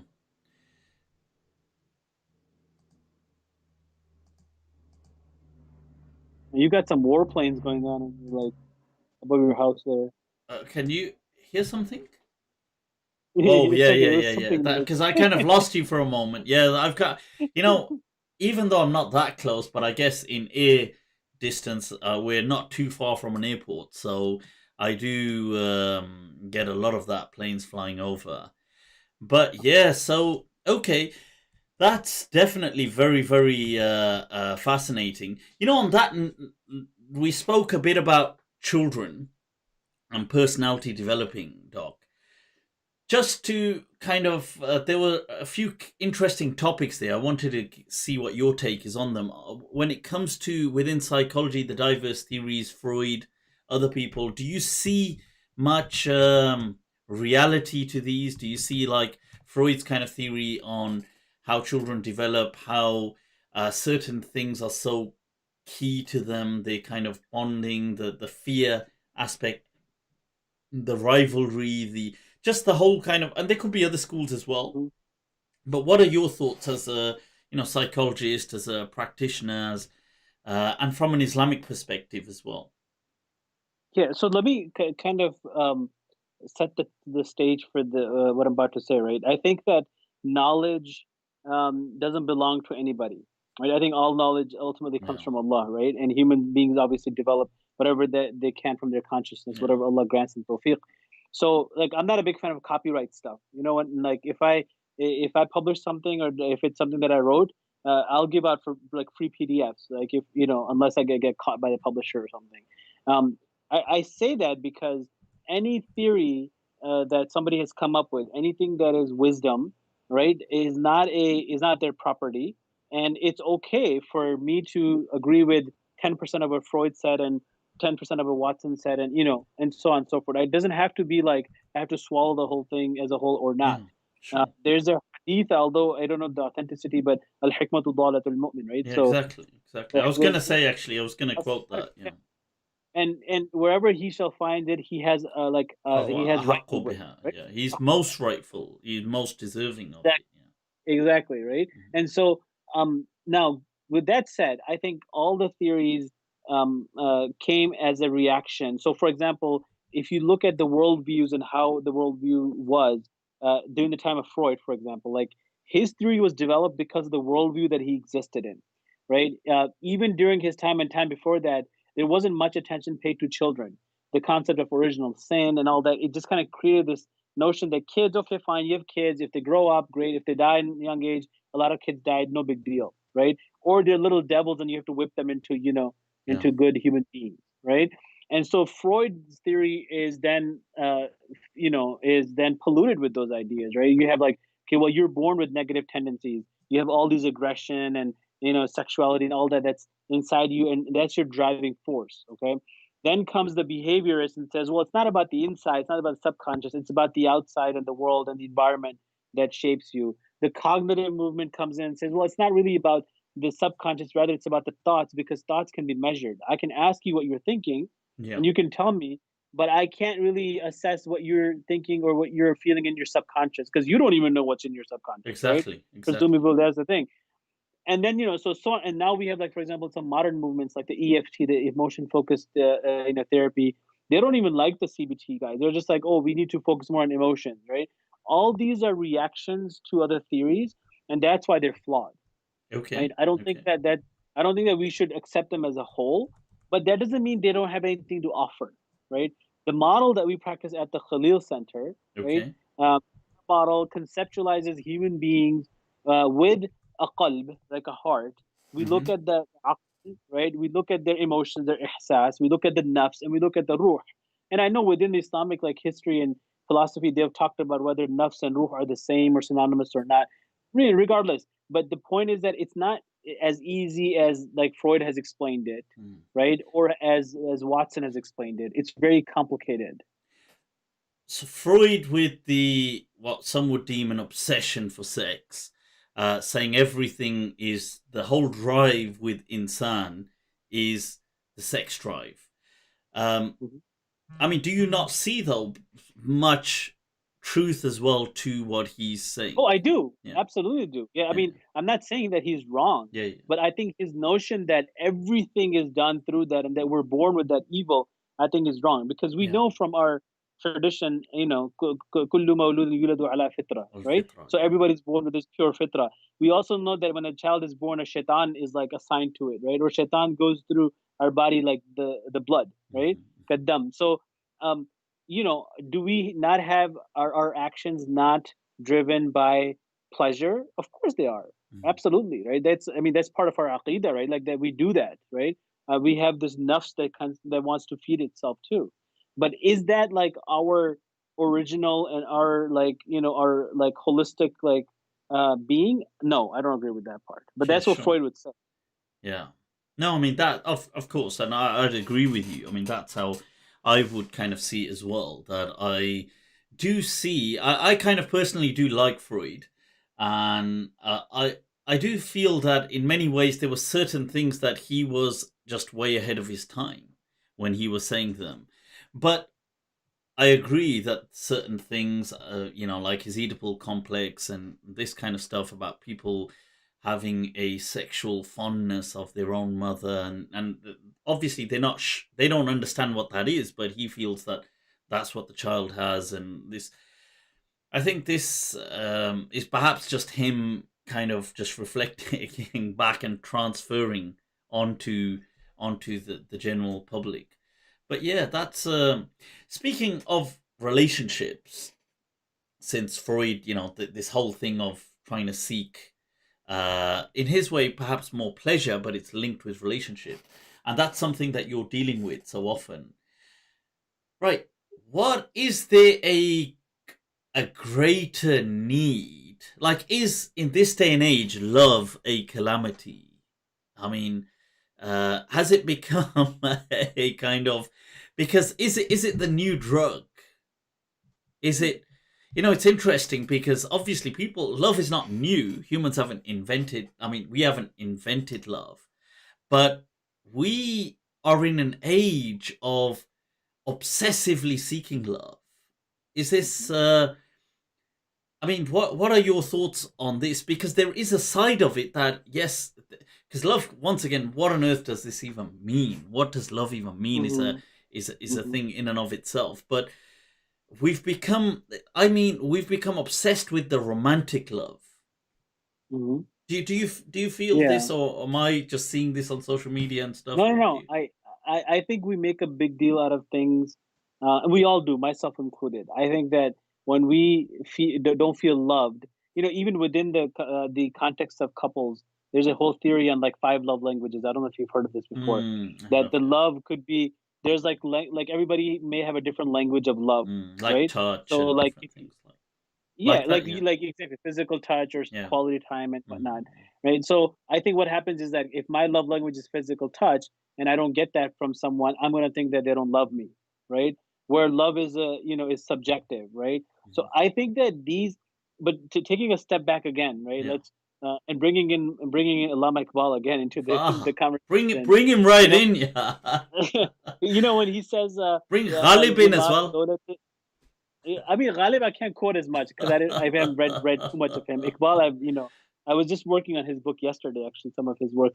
But he says that ye malo daulat dunya ye rishta o pevan butane wehmu guma la ilaha illallah. I don't know if you heard this. Like his famous poem is Khudi ka sirr neha la ilaha illallah. He goes into like, but then he says that he says that this world is filled with idols, and it's waiting for its barahim. ये दौर अपने barahim की तलाश में है सनम कदा है जहां la ilaha illallah. Then he says ये मालो दौलत दुनिया ये रिश्ता पेवन, that the wealth and commodities of this world, the relationships that we have, the kinship ties, these are idols of our imagination that we've created, and we worship these idols, right? We think that somehow like if my father doesn't have a good relationship with me or my wife doesn't love me, that like my life is like ruined now. And he says those are idols, and we shouldn't be worshiping idols, and there's no one worthy of worship except Allah. So I think this idea of like I need to be loved and somebody has to love me. I mean, we know Allah loves us, right? That should be sufficient. And we should love Allah and His Messenger. That Mm, alone should be ideally sufficient for us. There's no need for anybody else to love. If our existence alone yeah. puts us in a place that the most the one that's the worthy of all respect and all praises loves us, me, like this person that's worth nothing, right? I mean, who cares if my wife, or some of my parents don't love me? That's ideally If, what we respect Doc, for. Doc, you bad boy, you do. Who cares? I don't need love from this world. That's No, ideal. I mean, it's hard. It's not something that we can all no, like but just it take and is like, yeah, true. yeah. It is true. This thing of, Ghalib has that, hame mushtaq aur wo bezar, ya ilahi ye majra kya hai? This whole thing on. But I feel in many ways this is a very modern and 21st century kind of. It was there before 21st century, but definitely such a heightened phenomenon of the 21st century. Um, this kind of pursuit for love. I don't know if you feel this, but because I think people before they obviously loved, but there was like I think there was a greater sense of pragmatism to Hmm. relationships. Like Yeah, yeah. relationships were kind of pragmatic interactions, which obviously then became a kind of a nest for compassion and love and things like this. But it wasn't. They weren't driven by a Hmm. drive to find love, because the issue is this: if love is an emotion, if that's what it is, because obviously it's almost impossible to define what love means. I've got no. In fact, Doc, define love for us, yeah. Oh my God. Whilst we've got a psychologist right here. Well, okay, so my father giving me a thapad when I was young, right? So I could get my grades right. That's love. Wow, Okay, tough love. you know what I mean? Oof, tough No, I mean it is what it is, right? love. You know, um, uh, my son coming to me and trying to seek my attention. That's him showing his love. I mean, there's no one way to show love. There's no one definition of love, like you said. I think love is defined through many different ways. Cultures have a different definition, different ways of showing love. People have different ways of showing and receiving love. hmm, I think love, at the end of the day, or at the very basic level, is having this human value to somebody else, right? Like, I value you no matter who you are. You're Donald Trump and you're like the worst, whatever person that might exist here. But hmm. I still have to have that value of your life and who you are, right? Okay, Ultimately. okay, And that's that alone should interesting. be, that's the basis of that, right? Now, beyond that, obviously, like, depends on the relationship and are you nice to me or not. But even if you're mean to me, it doesn't mean I have to hate you. You know what I mean? Hmm, I don't have to hate you. I can still value you, but I can still disagree with you. hmm. And people in marriages don't do that, right? Like, ultimately, if the spouse is not listening to me, or they don't do what I'm asking them to do, then there's no more love. Like, come on, like, how do you know that's not the case? Plus, love actually is also a verb, right? So love comes with Oof. action, right? You're It's not like, just love like me. a You're concept. like, this is a verb. You Yeah, need to you be have to ismal you have to fa'il, do it. an active participle. I mean, like this, I do couples counseling, and like, somebody might say, "Hey, I don't feel loved," and I'm like, "Okay, then you show love. You do love. Do love." Make love. Sorry, I mean, do the love, yeah. I mean, that's it. Is you got to do put your effort into it, right? But people, there's so much focus on that. Like, no, I have to feel loved. This comes from, like, I think Hollywood and Bollywood, like, Yeah, because mentality. this is what I'm thinking is that, look, if this is an emotion, if it's something we feel, the problem with feelings is they fluctuate and subside. I mean, that is the very nature. Like, feeling joy or feeling sadness or feeling excitement or feelings, by its very nature, will have to subside. It's an emotion. It's not like, you can't just maintain an emotion. It has to, they have to vary. So if there's and I feel that sometimes this, because of the heightened culture around love, people then need to constantly affirm their love to one another, and then you, people don't know how to do that, because how do you just do it by saying it? Oh, I love you, love you, doc. Is it like one of those, or is it like, because then that's not enough? It must be done through, we're going on holidays, or we're going out to eat, or we're going doing certain things, and then people don't really know either. It's not like they have the answer. So it's kind of like, a dog chasing his tail. It's kind of like just going around. It doesn't Right. know what it wants, but at the same time it wants something. Right. So I feel in some ways it is like a calamity, because people then, like, you deal with relationships. I've had many, dealt with many people as well going through certain, relationship issues, and people will get to a stage where they will say, the phenomenon, okay, I no longer love. I've realized I'm not actually in love. Because it's not about I don't love, because people, by love, they mean care. They might still care, but they feel I'm no longer in love. And being in love is this kind of, yeah, the Bollywood song is playing, and यहाँ से दुपट्टा लहरा रहा है यार, or walking in clouds, and there's like all this, the songs are coming on in the background. Yeah. This cloud 9 feeling, I think that bothers people, that they're not experiencing it. Let's say, because it's impossible to live that. I mean, you can't. You can definitely experience it, but it will subside. And Right. a few years into a relationship, it's not going to be like you're walking in clouds, and Shah Rukh Khan's there doing his thing. It's not going to work like that, is it? So, and I feel that people then, there's this thing: I'm no longer in love with this person, and then there's almost a subconscious societal pressure to say, well, if you're not in love, then you need to find love elsewhere. Right. And do you get people coming to you with these problems? Because I have Oh yeah. seen, yeah, sure, fire away with Yeah. Absolutely. Absolutely. some Yeah. experience, doc, and I insights. mean, so going back to the idealistic conversation, right? So a relationship between two individuals is not a straight line, right? Mm. Rather, it's like a triangle where the third entity is Allah. Okay. So, for Allah, example, I've Allah, I've had a couple. I mean, Allah. there's one ये couple अजीब example that I can ये give. अजीब type का आप three way बना रहे हैं. Dare, I was about to say threesome. तोबा तोबा, ये क्या कुफर. I was like, क्या हो रहा है यहाँ पे? So there's a couple that I had, and the wife came and she was like, they had a fight. So they just the day Mm. before they came for session, and I said, what happened? She said, I know he likes this chicken that I make, and know that he likes this colored dress that I wear. So I got home early. I left work early. Got home. I got ready, showered. I beautified myself. I made his favorite dish. I set the table. He came home.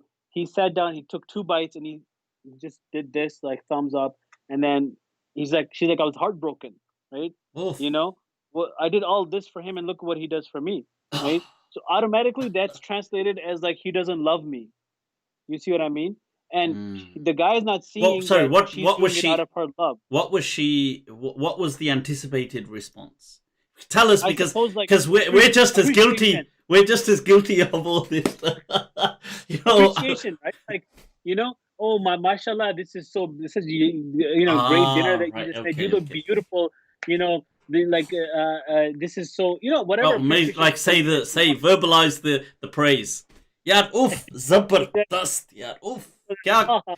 खाना यार या लहू मिन ताम उफ मन्ना वसलवा. It she's turns out that and she's like it came from Uber Eats. worse. His mother made it and sent it over, and now she's like, "You never praised my food this much," and अपनी माँ के खाने को कितनी, तारीफ करे. I Oof, mean, yeah, that, yeah. that's what I'm talking about. Ideally, right? If I do an action for someone else, like if I sit here and I'm doing counseling and to help someone, I should be doing it for the sake of Allah. I should not be doing Mm, it to get some kind of result, tangible yeah. results from them. And what does Mm, that tangible result even look like? Like, yeah. how will I appreciate it? If I do something for my wife, it should. If I do something for my kids, right? When kids turn 18 in the US, they're on their own. My son decides to leave me, never see me again. What am I going to do? Am I going to, oh, I spent so much money on him and so much time and so much love that I gave him and he doesn't love me anymore?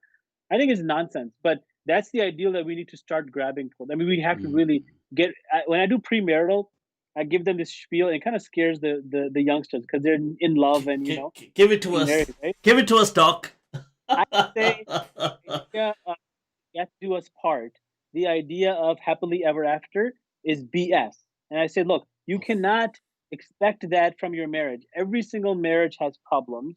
And there's divorce. People get divorced. I mean, that's just the way it is, right? Like, so we're not Hindus that you get when you get married and you're married forever, right? It's like Mm. there's going to be divorce. You might find somebody else and you're going to, fall in love and get married. And for some people, it might be three, four, five people. I mean, that's just the way it is. So don't go in with this expectation that this has to work. It's like starting a business, right? And maybe that's why it's called aqd nikah, right? Because it's like almost like a business transaction. Because businesses fail. If you go in with the thought that, oh, my business is going to fail and I'm going to kill myself because it's failing, that's just, that's bollocks, as you might use. Yeah, go for it. The Bollocks it English is, people might say. As Freud would say, and he'd say like, "Thank you, you just proved my theory." but wouldn't you feel if you say it like that, it would completely kill the whole? Like if you say this is like a business transaction, they would feel like no, because what the hell, we. But I want to kill it for them. I do because Mm, I want this kind of illusion that's there in their eyes. I want to break that illusion, right? Because it's mm, not going to be that simple and that easy. It's not going to be like this. Even healthy marriages go through what's called honeymoon phase. After mm, that, they have this rough period. Everybody who's been married has had the thought that I shouldn't have married this person, or maybe I mm. shouldn't have been married at all, or what would happen if I leave this person and go marry? I mean, it's a normal, natural thought. That That's a doesn't mean natural, anything. yeah. Mm, That doesn't mean anything. Regrets. It's part of life. So I mm, want that illusion to be removed because, and sometimes couples come to me. I'm like, so how's everything going? How's wedding planning? It's going well. Any problems? No, we're doing great. This one couple came, yeah. and I'm like, I'm like, something is missing. There's something wrong. They're not being honest with me. So I like just Mm. just poked a little bit, right? To talk about the wedding planning. You go. It turned out there was this resentment that was building because Okay. of like the party favors that were being given out or something, right? Before you know it, they're fighting with each other. And towards the end of the session, the sister says to me, I'm walking away with worse mood than I came in with. And I'm like, I know, but that was what was inside of you. I just brought it out. I didn't Mm. come in and create like facade, like I didn't bring like masala into this mix, right? It was already there. You go, I that's just a poked Mufti fun. Masala segment. He does that in his show. I don't do masala here, I do therapy. So I'm like, you need to stop avoiding these things because that's part of life, right? Having second thoughts about marrying somebody is part of life. You have to learn to deal with that rather than trying to like find this love and this feeling. Mm. And also quality time and love. These are going to be moments. There's going to be a few moments here you might feel loved, and few moments here you might have quality time, and that's how it's going to be. That's the reality. Doc, I got the perfect Ghalib poem for you to have in your clinic right So there. Where he says, "Ye kahan ki dosti ke bane hain dost nasih." That what kind of a friendship is this? That somebody who just advises me is meant to be my friend. Koi chara saz hota, koi gham gusar. mm, Ah, that's those clients coming to you. They're thinking, if only it was somebody who could heal my wounds, if it was somebody who could, deal with my suffering. What use is a friend if it's just gonna But yeah, so I see, I no and I totally agree. Although I do think that the business analogy, even the fiqh books do this a lot. I do disagree with it on a personal basis because I think sometimes it too commercializes everything. And I do definitely agree with the human aspect in saying, look, and the realism in saying, look, you got to understand that there's a reality to, this is not all, it's not going to be all, sunshines and rainbows. It's not like that. That's not how life is. And there will be ups and downs. And a person should begin as they mean to go on. I see this a lot with a lot of guys that I see that sometimes when they're going through the courting process, they will, like, so many guys have chatted to me. Yeah. So when they're going through this kind of courting process, they will overdo it to impress the girl. Yeah. So they will be like, oh, you no, let me go get this for you. You want this? I will go get. Oh, you're going home? No, I'll drive to you. I'll pick you up and I'll drive you home. And they'll be like, oh, you want to go shopping? Yeah, what's this city? Let's go to that city over there to go shopping. And as amazing as all of this sounds, the problem is they are setting a standard which they themselves do not live like. And the problem is that the moment that gets cemented, it's concretized, the relationship, they are now married.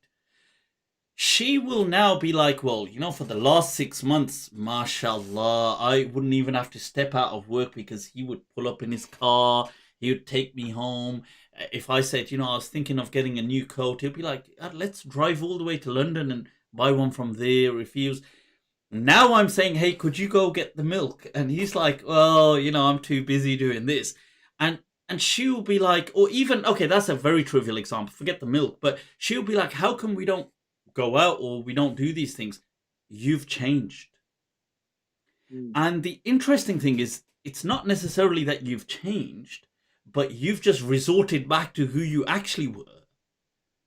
And you had this mask, this kind of facade to over impress. And I get the fact that, look, we all have a facade, but to try and keep these things as real as possible is so key in maybe the longevity of a relationship, because people get so fed up afterwards saying that, you are, what the hell, you don't care for me now, something's changed, you've changed, you're no longer this kind of... I don't know if you get this over there, but in the UK, I've seen this with so many people. I don't know if it's a US problem or if the US guys are just much more intelligent on that. It's a universal problem.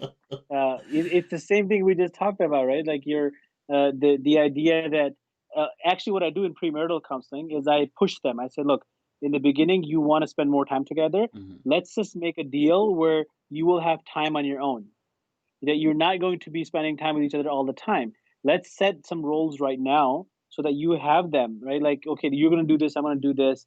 This is my responsibility, it's your responsibility. Because this honeymoon phase, everybody like feels like they're appreciated. People go overboard, and it's not the real them. It's not the real. And these, I get this complaints a lot. And unfortunately, guys tend to be the ones that end up changing more of themselves.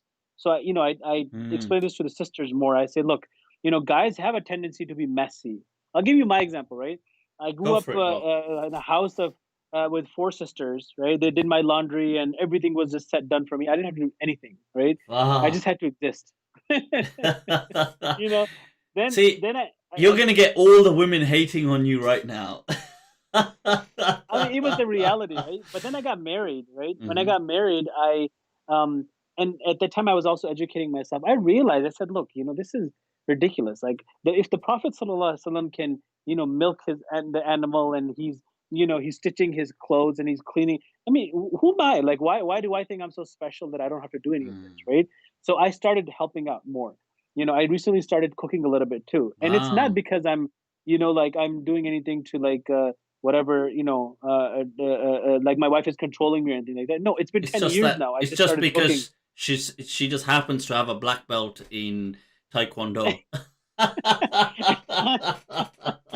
So, but what happened was, so one thing I started doing was I would hang my clothes in the closet. Every night I would come home, my shirt, I would hang them, put it on a hanger, nicely put it in. And I was like, man, I've changed. So this goes back to the personality question I asked earlier, right? So my wife went to Pakistan in 2017 to visit her family. My kids went with her.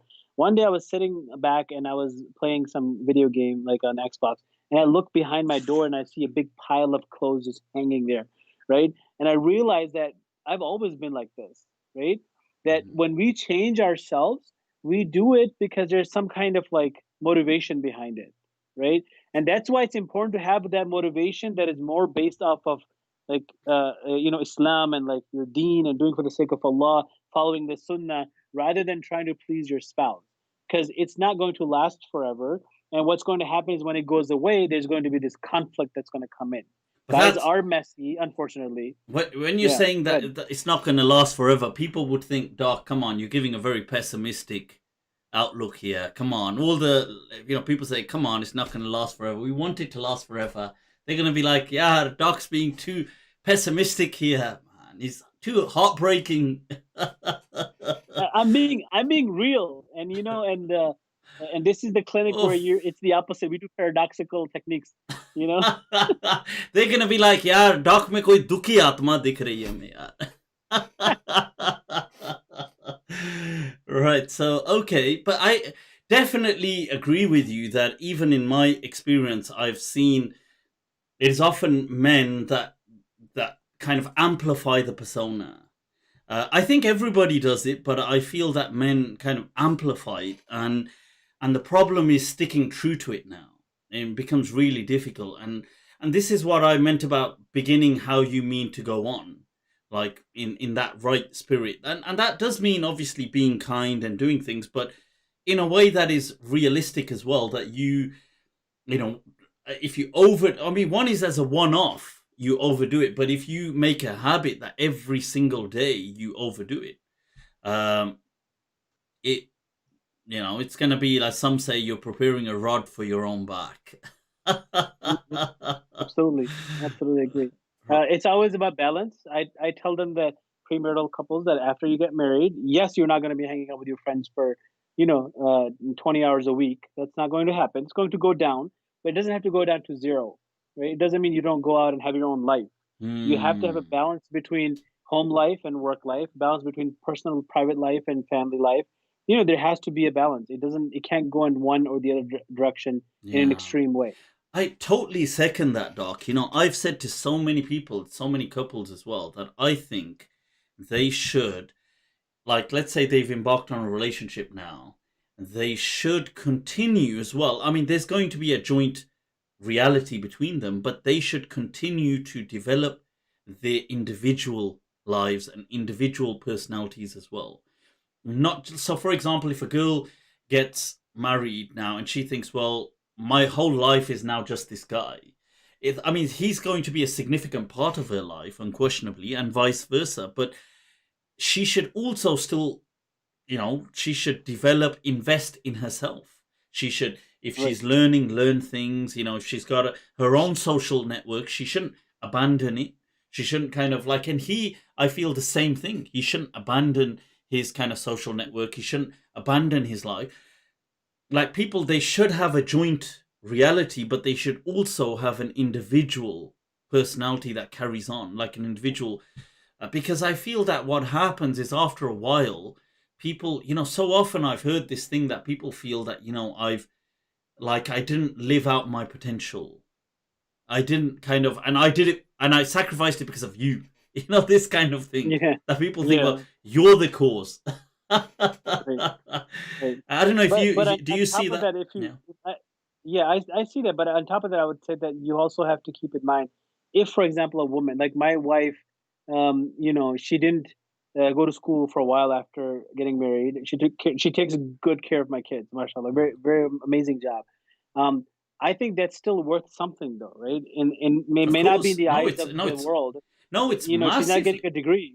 No, Yeah. it's invaluable. And by the way, I did not mean, just to clarify, when I said continue focusing on yourself, I did not mean that it has to be something which, like, of tangible, like it has to be a degree or it has to be, it could be anything. It could be your own social circle. It could be her bond with her kids, it could be, them taking care of their health. It could be, it doesn't have to mean, what I meant by that is don't neglect yourself Right. Right. and justify it by the excuse that, well, I'm neglecting myself because I'm just focused on the other. And the problem is that if problems emerge in the future, people feel then, I neglected myself, I sacrificed myself for you. And that's what I meant. I didn't, obviously, it's Right. not, everybody's not academic anyway. Everybody's not going to become a doctor. Everybody's not going to become a lawyer or do things like that. And that's not my point anyway. My point is Right. just to No, have no. a I know life. what you mean. So I know what for you meant, example, but imagine the girl goes, she has her girlfriends. Now let's say they go to the movies every 2 weeks, but now she gets married, so she stops that. Like, I would personally say, don't stop that. Still right, go with your friends. Do that. right, Like, have your life still there. Don't feel that now that because you've got a husband, you have to now not have a life. Yeah. So right. that's what I was more coming from that No, no, angle. I agree with that. What I'm trying to add on top of that is that if you do end up, I'm gonna take one of these. Got a battery charge. You can you still hear me? Yeah, I can. Yeah. Okay, good. So what I'm saying is, if you do that, if you, for example, let's say you do sacrifice your biweekly whatever, that moment that you spend with doing whatever, whether it's taking care of the kids, whether it's being with your husband, even though you shouldn't, I agree with you on principle. But if you do that, I'm saying don't undervalue that, because that time that you're spending doing that, there's something in it that's beneficial. Of Whether course, it of might be, course. barakah in the relationship, Yeah. hereafter you're going to get the ajr for it or whatnot, but there is still something like valuable about that as well, Yeah. right? 100%. I And second I that. think people 100%. don't, Yeah. yeah, people don't look at that though, unfortunately, right? All the time that they've done, they spent there with their families, all the efforts they've put into it. That sister who spent time taking care of herself and Mm. cooking that meal for her, I mean, that in itself is a very rewarding thing. It should be, ideally, Mm. right? No, Rather than looking at like, 100%. oh no, I wasted my time. Yeah. 100%. And I totally agree with that. But the reason I was coming more at it from an angle where sometimes people they actually have certain things. Somebody said, well, what if you don't have friends? Okay, that wasn't my point. But I hope people do have friends. But my thing was, it could be, and it could just be like reading a book, it could be watching things, it could be anything. But um also worth mentioning there, which I was actually having a discussion with someone just earlier this week about this, about in marriages, what happens is, you see, I think in the UK and the US it's slightly different. And the discussion began with, should all nikahs be recognized as registered marriages? And I personally am of the opinion that no, that the state shouldn't interfere with religion. And then we were having this discussion. Now, the issue here is really about divorce. That's all about registering marriages. The issue is, well, if you divorce, do I get the assets? This is the question. And I get that. And, and often it's more women that will be, because more so, not always, but more so, the wealth will be with the men. Now, my question here was that, look, if you're worried about that, then when you're about to get married, you can say that, look, this is my point, this is my condition, we have to register the marriage. Or if the person is not going to register the marriage, like let's say in the UK, you don't need to. If the person said, look, no, I don't believe in registered marriages and I'm just going to do a nikah, then that's fine. You know that from the offset, the person's made that clear. Then in that case, continue to also invest in yourself. Because I've noted that what happens is, you see, I don't know whether this is a gender thing or what, but like there seems to be a kind of, like, everybody appreciates money, but there seems to be a kind of like a thirst with a lot of men to kind of achieve a lot of money, like this kind of, I want to make money, I want to make money, I want to work, I want to do this, I want to do that. And this carries on post marriage. Like, so Mm. men will get married, they still, I want to make money, I want to do this, I want. And even though many women obviously too want to make money, but you find sometimes that kind of thirst, or that kind of like drive, it isn't so much there after relationships. Like that, yes, they want to work and they want to be independent, but they're not about investments or financial investments and doing things. But I've said that, look, in that case, if a woman does work and the husband says, look, I'm not going to register the marriage, and this is a concern of theirs, then why not do something like, well, your money, think like that, like how he would think, like how men would think, like money that you're getting, put it in a separate property and do something like why. So if push ever comes to shove, you too have something that you could, you didn't stop. And it ties back into that point. You didn't stop being yourself. Because the question that, tying back to what you were saying as well, and this point that, let's say push comes to shove and later on the relationship breaks down. And she then says, well, okay, I took care of you, the kids and this and that, but, you know, I want the house and I'm not getting a house, or I'm not getting any money to kind of justify what I've been doing. And I agree with you that these things like taking care of kids and this is really like how you're saying, tying it in with Allah, tying it in with a sense of duty, and tying it in with actually it's just a great thing. The fact that they are the kids and a huge significant part of your life. But people do have these regrets that, look, where's my money? Where's my assets? Where's my so I don't know. These were my thoughts. I'd love to get your opinion on it. What do you think? Um, I think the culture, especially the Desi culture, I think has created this notion that, like women don't have to work after they get married, or they shouldn't work. They have to take care of family and they can take care of kids. I think that it does vary from person to person, and I do think you're right. I mean, I think that there should be this push to like keep doing something, right? Even if you're just kind of attending classes and maybe not working full time or working part time, maybe not for money, but just to keep yourself busy. I think it should be there. But ultimately, whatever you do within the context of relationship, for the sake of Allah, there's going to be some reward in it, right? Now, Mhm. if, for example, God forbid, you get divorced, like even if somebody got divorced, okay, and they have Yeah. to go back to their own family, I mean, it's not like fun or pleasing because the way we've kind of created a culture. But it is what it is, right? It's the reality you just have to face. It's like if I lose a job, I just have to go back and find a new job, right? But when people get divorced, somehow again we have this kind of like Hindu concept that no, like now you're doomed for life, right? There If somebody who's there is this thing of, especially in the Desi culture, and I would say the Muslim, and in many cultures, but that a person's success is measured by their relationship. You see, if you're not in a relationship, you're seen as unsuccessful. And I would say, arguably, that's in the West as well. Like people, a woman could be high flying, but people would think, well, oh, she's still single. And and I'm not. That's like a non-Muslim culture. In the Muslim culture, it's 100 times worse. It's like you spoke about women having to go home. The amount of women I've spoken to that have been through divorces, um, and some of the worst.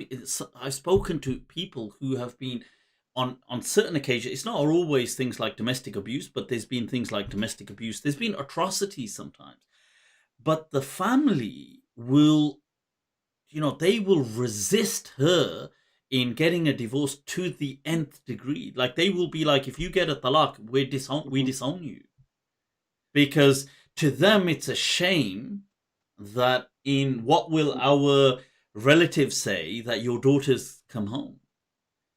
And this, I mhm. find this, I don't know whether it's as bad in America, because I know American desis are a bit more kind of, they're like the 2.0 version, because they kind of migrated from cities. Whereas here, the desis in the UK, we all came from a background of, like, my parents and that whole generation came from a rural background. So it's much more raw here. And Yeah. you guys are like the 2.0 version, right? So more sulje way, educated, and I feel that here there's so much of this. And I've spoken to family members on behalf of people sometimes and said, look, at the end of the day, this is your own daughter or this is your own sister. She is getting abused. How are you not supporting her? And they would say, well, you know, look, they agree that obviously they don't want abuse, but they've said, look, he said he's sorry. She needs to kind of like, she needs to kind of just fix the relationship and just deal with it. And I've been like, what the hell is, and I'm not saying don't salvage relationships that can be salvaged. I'm all for that. But what I'm saying is this shame culture in saying that how dare you get a talaq, and and it stems from that Hindu thing of, the roots of that, a woman without a husband is like really she should ideally just die with him. If he Right. dies, yeah, that sati concept, yeah. I get couples sometimes, and their relationship is in a really bad shape. They're fighting all the time, and one of the things I'll say, well, I'll ask, like, why haven't you divorced each other? Like, what has kept you together? Oh, it's the Yeah, kids, yeah. right? And then I ask them, when you have arguments, are the kids there? Yeah, unfortunately, they're present, and they witness. And I say, do you realize how much trauma you're causing the kids by having these fights and arguments Yeah. in front of them?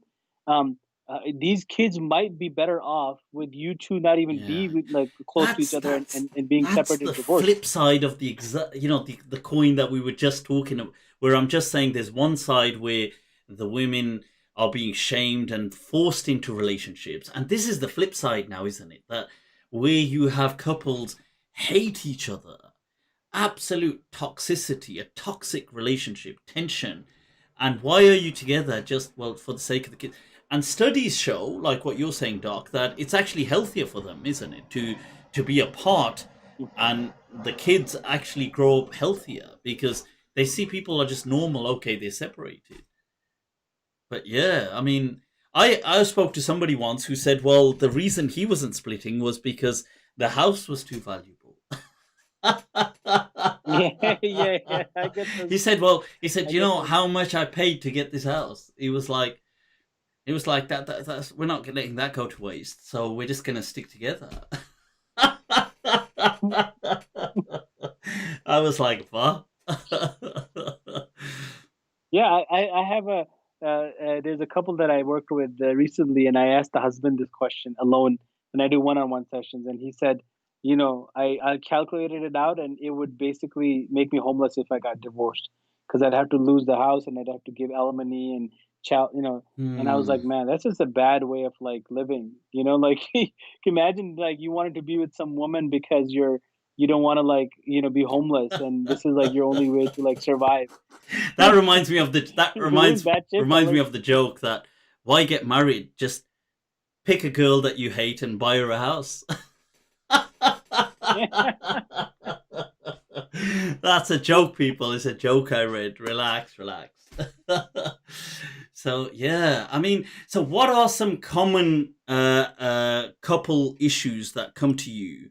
And I'll tell you some from here, usually, and I don't think this is the US version. I'd be surprised if it is. Here, often within the Desi culture, it's in-laws and daughter-in-law, the whole, especially the mother-in-law, daughter-in-law, saas bhi kabhi bahu thi. That drama is like, it's like in this corner we have weighing in at, and this fight. That can't be an American thing. Unfortunately You true. guys got to be much more much more civil than that. No, you would think that's the case. I went to a madrasa in Attak, Punjab, and like one of the teachers there, he used to say that it is maybe the wisdom of Allah that that we didn't see the dynamic between the wives of the Prophet ﷺ and his mother, because of the nature of this relationship. And psychologically speaking, I mean, you understand that there is this dependency, that emotional or whatnot, that exists between male and female, right? So a mother does have this close, like, a relationship with the son, and when another girl comes in and takes that attention away, there's this natural thing. In the US, I mean, the research studies have shown, like, in-laws is one of, like, the top 4 or top 5, like, reasons What? Wait, for amongst divorce. non-Muslims? No, Oh, I'm talking about about Muslims. Muslims. I'm Oh, talking about Muslims. Muslims. Yeah, yeah, yeah. Yeah, but it is common in non-Muslims too. I mean, if you talk to anybody who does, like, couples counseling with non-Muslims, they'll say there are Yeah, dynamics I that mean, include yeah, in-laws, although it's easier yeah. to It's easier avoid, to but avoid they're in there. that culture. In our Right. culture, I find it's such a pro. I actually advise people that look, if you can, then you should if you can, provided there is that the capacity. Under no circumstances you remain living with your parents after marriage. One, it's got Yeah. Well, under not under no circumstances, no, I guess, sorry, unless no, there's no, extreme sorry. I circumstances, don't right? mean. I mean, given everything's normal. Obviously, I don't mean like. Bichare parents are like on life support machine. It's like, well, Mufti Abu Layth said. See you guys. But given normal No, circumstances, so then they shouldn't really. yeah, no. Here we have. I mean, there's so we actually at the Khalil Center. I did couples counseling yesterday, so I was doing an assessment. This Oof. paper that we have, but we highlighted the key things that cause problems, and so finances is one of them. Mm. It's huge, like financial problems and how the stress comes in and just eats up the Yeah. marriage. There's also the issue of quality time, affection, in-laws. These are just very common, and then other ones that I put here, like a trust or jealousy issue. Mm. People say communication, but that's just like a I mean, buzzword. men and People, men and you know, women, I you feel we can't understand each other. I mean, we can understand words, but I feel that there's always that. In fact, somebody was telling me this. She's a qualified pharmacist. I don't know if she's tuned in the chat today, and it was an interesting statement. And I thought, you know what, that's actually so well said. She said that, well, we're in an age where men, no, sorry, women no longer rely on men as they did traditionally. So, men were kind of there to protect them, to kind of, fend for them. They would get food, do this, do that, provide that protection, the whole. And those needs are no longer there for women. Like, women can do that on their own. So, men, however, their needs for women still are what they were, more or less. You I don't don't buy buy that? that. Because I I kind of don't buy felt that. that held No, true. I felt that, because that, men and women complement one mm, another, right? If you look at gender differences, part of the premarital coaching that I do, we do at Khalil Center, we talk about gender differences. There are, like, for example, when it comes to decision making, let's say we're buying a car. There's studies to indicate that women will focus more on the smaller mm, details, like the color of the car or how beautiful it looks and how comfortable it is. Men would probably focus more on the gas mileage or resale value, or how much is this going to cost me in the next 5 years, sure, things like sure. that, right? Now we know that uh, neither one of those decisions, if made in just with those factors, is going to be a valuable decision, right? So when it comes down to it, men need women to help guide their decision making process. Women need men to do the same. There's Okay, but things that evolution, no matter how like independent you are. historically, so because remember, our very modern way of living and looking at the world is only a few decades old. Um, Generally, as long as Homo sapiens have kind of roamed, there's been a way that they've seen each other, men and women. And it's definitely not the perception today. So, for the vast majority of the existence of Homo sapiens, it has been that men have usually had this role of providing security, providing food, protecting. They've been that kind of role, isn't it? That kind of and the woman helps them, raises children, makes the home. This has been the very traditional Homo sapien thing coming along. Now, obviously, the whole thing's changed. That women are completely independent and they can take care of themselves, they can protect themselves, they can get food for themselves, they can work, they develop careers. You see, so now they don't need men for any of that, which was embedded in their psyche. They only want men for that meaningful aspect of like emotions, the kind of that bonding that men and women will have. Whereas men, traditionally, what was embedded in their psyche of like, oh, I want somebody to make a home and I want somebody to raise my children and do this, and I want somebody for like desires, sexual desires, and I want somebody, all that, and women have sexual desires as well, but I'm just saying that all this that men traditionally had in their psyche is still exactly the same. Like, I don't feel that has actually changed. Whereas for women, the bulk of it has changed. And I feel that that's true. And men, there's like a misalignment in the expectations then. In the subconscious. Yeah, but again, I don't agree. I think what's happened is that the societal pressure, whether it's because we're like driven through capitalism or whatever, like postmodernist ideas. I think through those ideas, we have somehow internalized the thought that if I do this, I'm somehow of a lesser value, right? If a guy goes and he's a CEO of a company, that somehow being a CEO has a huge value to it. But if a woman is staying home and taking care of the kids, there's lesser value to it. I think that, to me, is the idea that's making this a bizarre thing, because ultimately the value is in the eyes of Allah. It's not in the eyes of what the world decides for you, right? So if we are to do men need women? I believe 100% they do. Do women need men? Absolutely do, right? They're created Of for each course. other. Like, the Quran is constantly Of course, reminding us, but right? yeah. But I think when you say like when you okay, like Jordan Peterson will argue with this, like he argues with feminists all the time. I'm not a like one or the other. I don't like being extreme. Like I don't like being ultra feminist or the opposite.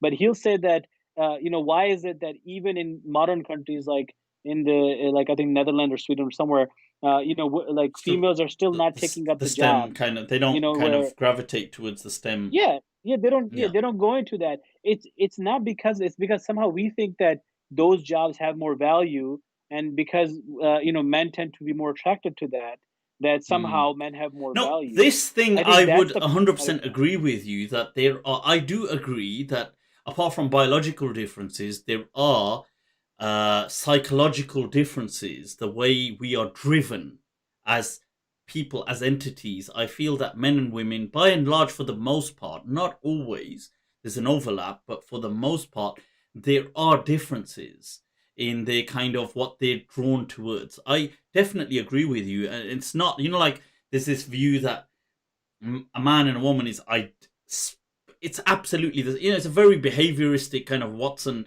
kind of view of they're exactly the same, except they've just got a different organ.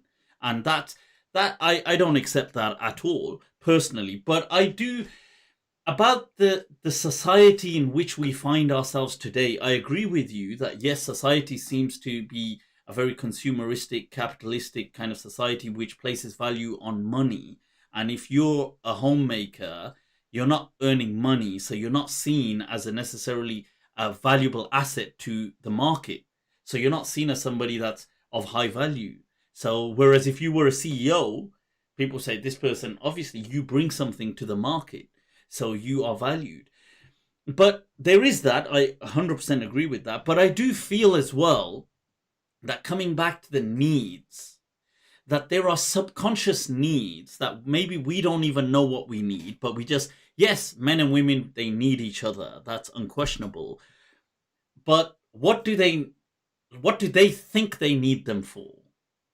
Is the question. And I feel that this is why women do want men to be more kind of emotional, and they want that kind, because they think that they would feel that is a need that they now have, that modern woman has that need, that the man is there to kind of express himself to her and do all but I don't feel men have actually caught up, because we obviously, evolution, it's so long, and this is only a few decades. It's difficult for people to catch up anyway. But you see, I don't know. These are my thoughts. I don't know how what your thoughts are on that. And I suppose maybe many men have. Maybe many men are trying to catch up. But then, is this causing a further crisis within men? Because men, there's this concept of the emasculation of men in modern society. Like, men feel like we're not allowed to be kind of men anymore. Like, I have to, masculinity in that sense is kind of seen as toxic almost. I don't know if, right. And in America. No, I know what you're talking about. Yeah. And in America. Yeah, I know what you're talking about. No, I was Go going ahead. to say in Sorry. America, the kind of reverberations against it are much more harsh. I feel, the whole, like, people.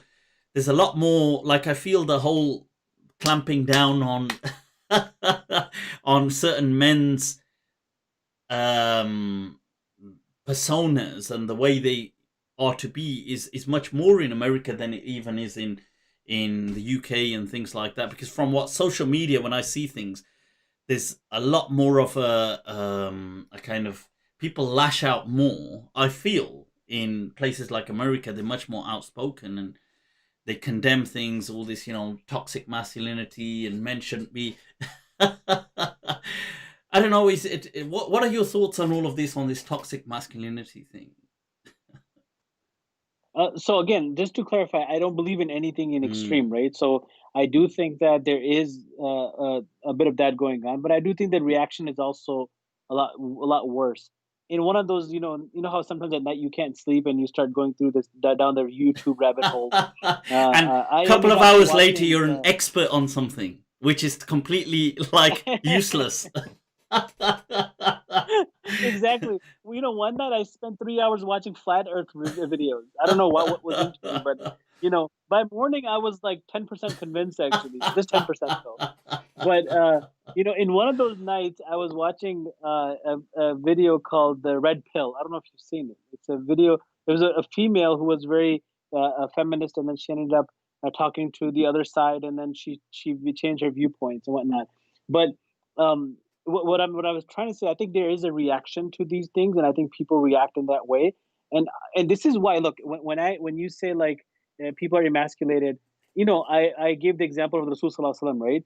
In our culture, in Desi culture, there's this thought that if a guy is cooking or Mm, cleaning or he's taking care of his own clothes, somehow it's like affecting his masculinity and he's not being a man, mm, I right? agree. He needs to show her and kick her and say, "Go, you do this," or "Go make me breakfast." We have the example, the Of beautiful course, of seerah course. of That's a Rasul Sallallahu very Alaihi Wasallam, good right? point. Yeah, I yeah, mean, if of he course. did not feel that, then what? Then that's our thing right there. Now that doesn't mean the opposite either. You see what I mean? The Prophet ﷺ spent time with children, his grandchildren. Like we have that example from the Sirah as well. Now, am I?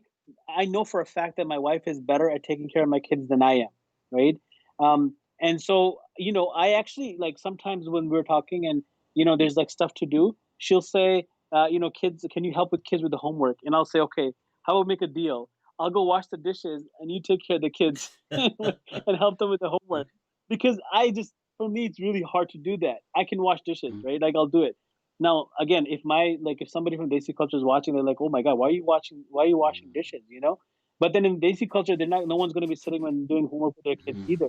So I think this Yeah. extreme kind of ideas And destroying us, just to be and clear, that it's eating our ego. I condemn that as well, and that wasn't, to me, that is toxic. That kind of attitude of, just whether people do things or not, but that attitude, like you said, oh, I should kick this person and make them do it, kind of like that. That's 100%. I'm with the people condemning that. I condemn that outright. But I do feel more like there is a okay. So in the UK, I don't know about the US. A lot of men, let's say my kind of age and even younger, who are in relationships, let's say, they will struggle. Like they won't be like what they won't be allowed anymore to do certain, like, so for example, a guy going to chill out with his mates. In many relationships, women will object. And the society says that, well, now that you're in a relationship, you're now in this stage where you have to leave this kind of guyish, laddish lifestyle of being, let's say, going to see friends or going to do, you just need to just stay at home, or you just need to work, come home, do this, get food, get shopping, and just that is now your life. And that is one aspect. But also this there's so many sides to where if you kind of show a certain very, and I know people will ask, like, once I said this and people said, well, what does that mean, this kind of like manly side, and people said, well, what does it mean to be manly? I know it got kind of like in some comments people ask, but it's Hmm. kind of it's kind of shamed, and this whole thing that no, this is not. You need to. Uh, there's a bunch of things here. I understand that they're separate, but they all seem to manifest in similar context in these kind of things where I've spoken to people. A lot of the problems, like I'll speak to people, they live these lives, and I feel that it really. What happens is they get to a point where either they just break down or they kind of blow up. I don't know if that's a phenomenon over there as much in America. Yeah. But no, it definitely is. It definitely is. But I think the root of the problem, or from my point of view, humble point of view, is that being a man shouldn't have to mean that you have to put a woman down. no, yeah. Because there's this clash. It's an automatic assumption that you being a man should mean that you got to put a woman down. No, you can be manly in many different ways. It doesn't have to be that way, right? Some people in America might think owning a gun means you're being manly. Okay, you know what I mean? Like, it's just a definition. I see. So I don't think that we have to have this constant battle with one another. That's a very good point, and I agree with that. Yeah. That there's an artificial kind of clash, isn't there? That it doesn't need to be a clash. But unfortunately, society does see it like that. But yeah. Mashallah, you're a built guy, right? You got like nice body. We've been in quarantine for so long. So I'm automatically thinking you might be more manly than I am because of that. Because there's this mindset that's been created. Like, to be manly, you have to have these like muscles. You should be healthy. If I'm fat, I need to lose weight and be healthy, like, so that I don't, like, that's sunnah, Rasul Sallallahu Alaihi Wasallam, right? But there's no definition of what's manly and not manly. True. No, that's a very good point. I agree with that. Yeah, I mean, there are these. I suppose it's just scattered thoughts. Shall we take a few questions from some of the people in the comments? And I know we've. Doc's probably thinking, for God's sake, I've got to get out of this clinic and go home as well. Right. My wife is going to kill me. Where's that gun? So it's under my desk. Oh, la. So, people, if you've got any questions, we'll take a few quick questions, and we've got to let Dr. Fahad be on his way before we read in the news. Right, so, all right, what is going on?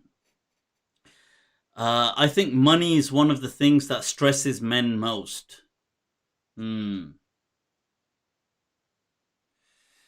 you feel that's the case? I think, yeah, because there's this pressure. I think money in general, and we're always trying to live. So human nature, I think, is that, if once you get something, you always want something more, right? It never stops. Like greed, not just greed, it can be comfort, it could be pleasure. You always want more and more. Like, you married the most beautiful woman, you're going to want to marry somebody who you think is more subjectively beautiful. You have the best phone, you're going to want another one. That's just how it is, right? So I think because we're chasing that kind of like that idol, as Iqbal might say, in our mind, that's the problem here. That we think now, money wise, of course, if somebody's poor, they're going to be stressed. They've done studies on this in the U.S. that, like, as income increases, happiness increases, but at a certain point it plateaus out. Absolutely. Right? It doesn't keep going up. So I tell that to people that, look, it's okay to want to make more money. Make more money, donate to us. Khalil Foundation is a non-profit, Awesome people. Khalil Go to www.khalilcentre.com, That's yeah. Khalil Foundation is the non-profit name. But but that doesn't mean that should be your ultimate pressure. You work, keep yourself busy, keep yourself productive. But yeah, unfortunately, that's like the stressor that, and I say Desi culture because I'm from Desi culture, and I'm sure other cultures are the same. But there's an emphasis in Desi culture. If you don't, I mean, I see my father is a very nice, kind man. I love him to death, but he keeps asking me, like, how much, what's your income, and are you going to make more? Are you guys opening more offices? And I'd say to him, I say, you worry too much.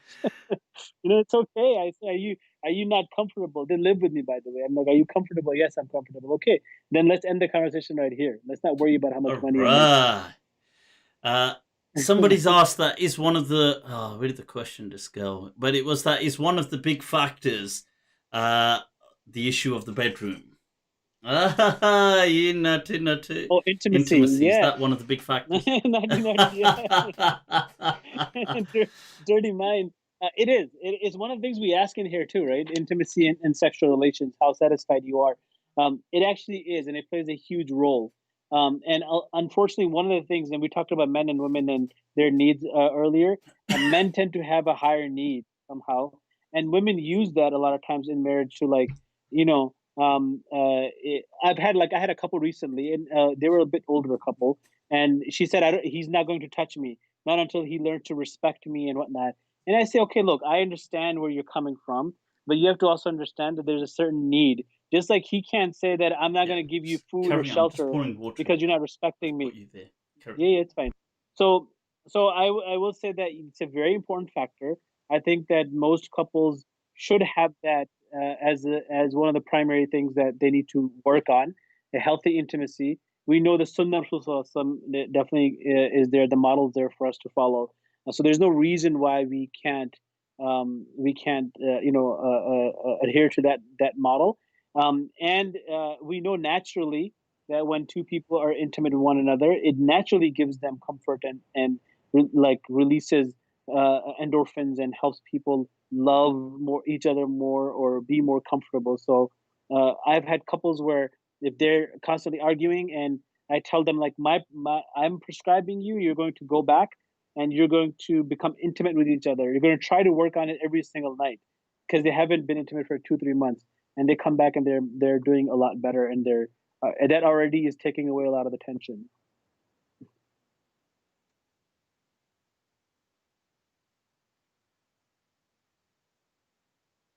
No,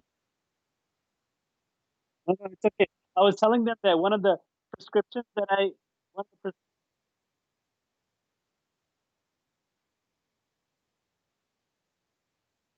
you just didn't want to talk about the intimacy, but I was telling them one of the prescriptions that I gave my couples when they first come in.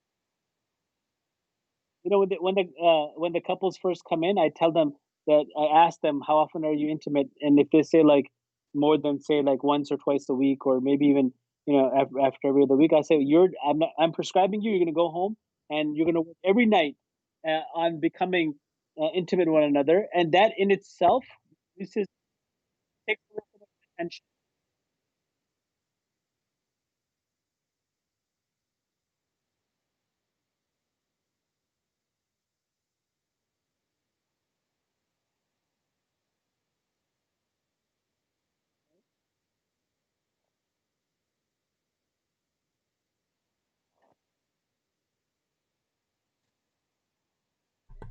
They have to try to be Oh, intimate with one right. another. This is Oh, I think. it Oh, helps. luckily they never It, found me. I mean, they never heard me. My mic was mute on mute. But yeah, carry on. Sorry. Yeah, no, it helps. Intimacy helps deal with some of the smaller anxieties that exist in a Hmm. relationship, in a husband and wife. So it's a healthy thing, So, I would what say, and what it's what would you sunnah say? You as say you'd well. send them home and you tell them they have to bulk this up. Is this what you're Yeah, okay? yeah, I do tell Uh, them that, and they're like, oh, but yeah, I don't like her, or I don't like him. He's so mean to me, and then well, but it's a natural need that you have. Naturally, if you hate your like, let's say and I've done this as an experiment actually. One time in my Yeah. office, I husband, well, a no, couple no, of not us have that kind of had that experiment, experiment. not that kind of experiment. No, not that kind of. I had a couple one time in my office who fought. Like in the office, they had a Okay. fight, Well. right? Okay. And so I said, okay, after about 5 minutes of like calming, I said, okay, I'm gonna leave the room. And, we're Muslims, we have to have some haya, obviously. So I'm gonna leave the room. I want you to hug each other. No, I don't want to. I don't want to hug. I don't want to touch you. I don't want to look at him, or her.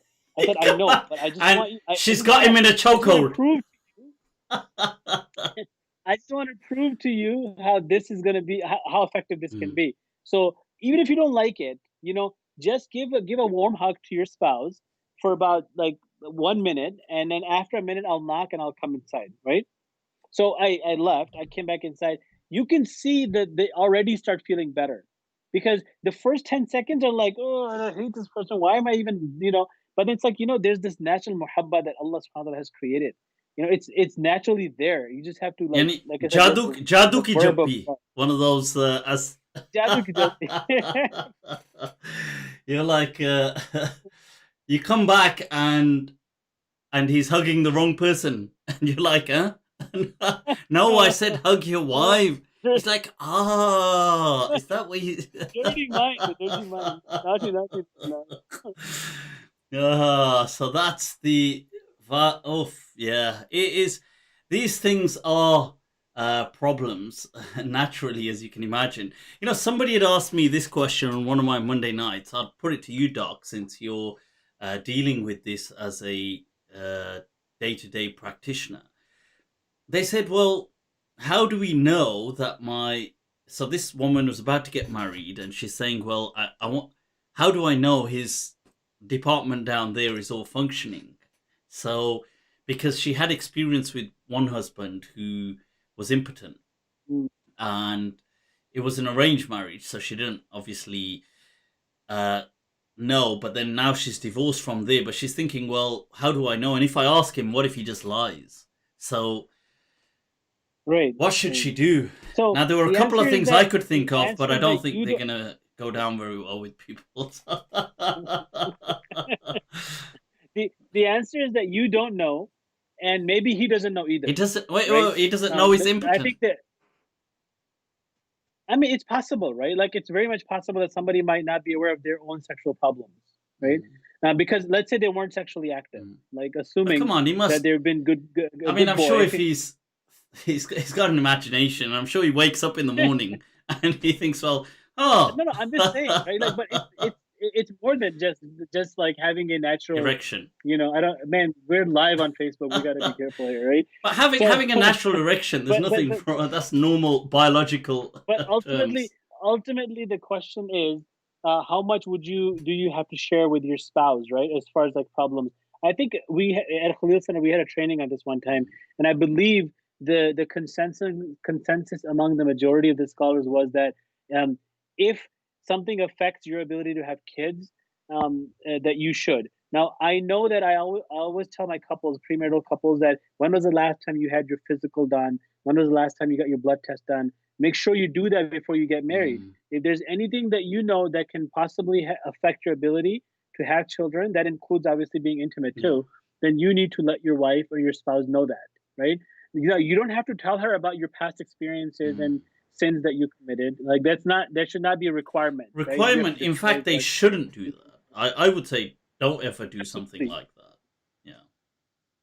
Absolutely. It's bad because in the beginning you might find the other person understanding, but it comes back to harm definitely later. But if you're aware of something, then I think that's the question to ask. Like, hey, and it could be a written like list of questions, and one of those questions can be, are you aware of any potential issues that can affect your ability to have kids, or be intimate with your spouse?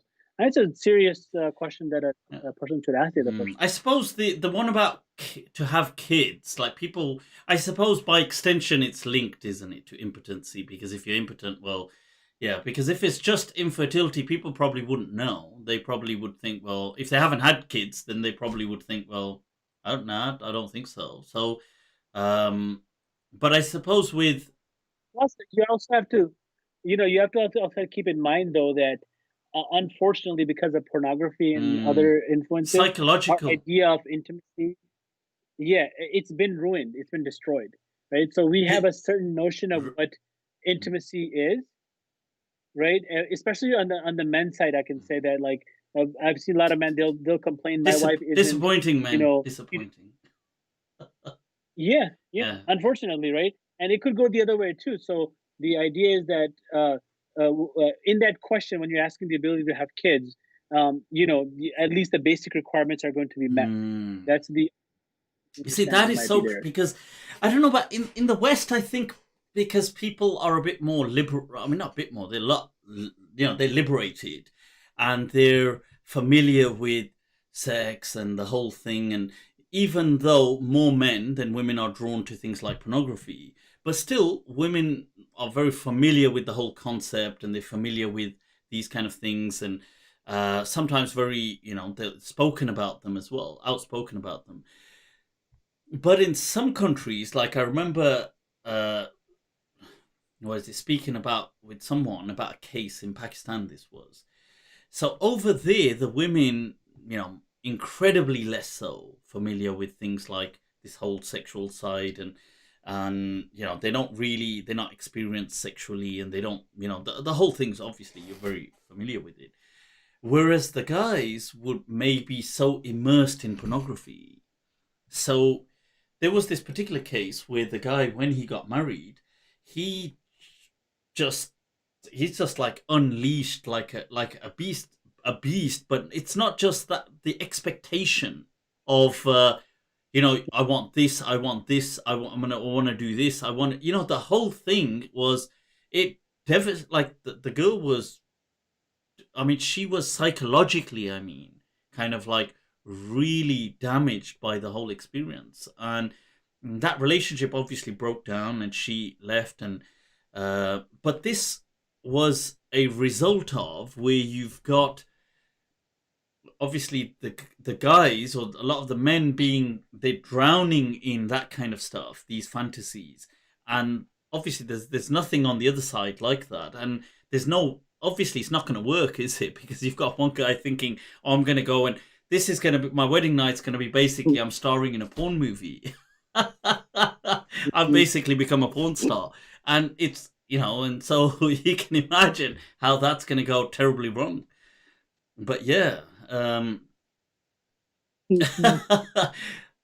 think a similar comparison is also where a woman is thinking that when you get married, the guy is going to be this, and he's going to be like all this loving, caring, and like all these other expectations. The emotional, right? the Bollywood is going to stand there doing the the whole the Shah Rukh Khan is going to. But I think that's the problem. We go with these expectations. Now I know with pornography, there's a website called Your Brain on Porn, and it talks about the changes inside of the brain that actually happen and how that affects your relationship. So I think the damage is much more deeper, for sure. But unfortunately, that's the day and age we live in. Wow, that is true. It is what it is, I guess. But yeah, oh cool. Were there any final 1-2 questions, and we'll wrap that up? I agree that porn can make real life sex seem boring, so you have to not get obsessed with it. Yeah, that's a statement. I can see that. I mean, it doesn't have to, according to some people, but I'm sure I see that point. I would agree with that. Somebody said, Zeba said women watch porn too. That is true. Statistics do show that women too, and they have addiction problems, but it's less so than men. How do we attain happiness? This is the real question that they're saying, Mufti Saab, let's ask Doc. That's the real question. How do you attain happiness, Doc? What's? I think I would want to know what's your definition of happiness. Happiness can be we can strive and we can even succeed to be happy in any given moment of time. That's a fact. Because it's subjective. It's a state of mind. I'll give you an example. They did studies on some people, and they gave them like pencils, and they asked them to put the pencil like in their mouth like that, right? Just to kind of force a smile, a fake smile. Oh, right, okay. Okay, that was the idea behind it, right? It's a fake smile. गलत समझे थे यहाँ पे. No. Your mind is still there, man. It's still caught up on the last topic. You've moved on. I'm thinking, yeah, Doctor Saab क्या कर रहे हैं यहाँ पे? I was about to start hinting, Doc, we're still live. I was about to start texting. I'm joking. So but what they found was just even faking the smile made somebody happy. That was a study in Bristol as well, in the UK, where they got participants they had to, for several days, walk around, and they had to just actively smile. And then they had to kind of qualitatively assess them, and they actually felt happier because smiling, there's a symbiotic, like an intricate relationship, isn't there, between feeling happy and smiling. And just if you smile, the mind automatically assumes you're happy, and it gives that same it's amazing how smiling is a sadaqah. The mind follows the body. Just like if I took there's a treatment for I think it's for OCD, but the idea is to induce anxiety in your body, and they say you make them do like this and like different, like if you put your body in a stressful state, right, your mind is going to think there's anxiety, right? It follows the Wow. body. Yeah. So happiness can be attained in any given moment. It doesn't have to be, and there's no such thing as a prevalent happiness overall. No mood, like you said earlier. These are emotions that don't stay for long. They come and Subside. go. Yeah. Emotions are meant to come and go. There's a beautiful poem by Rumi on this, right?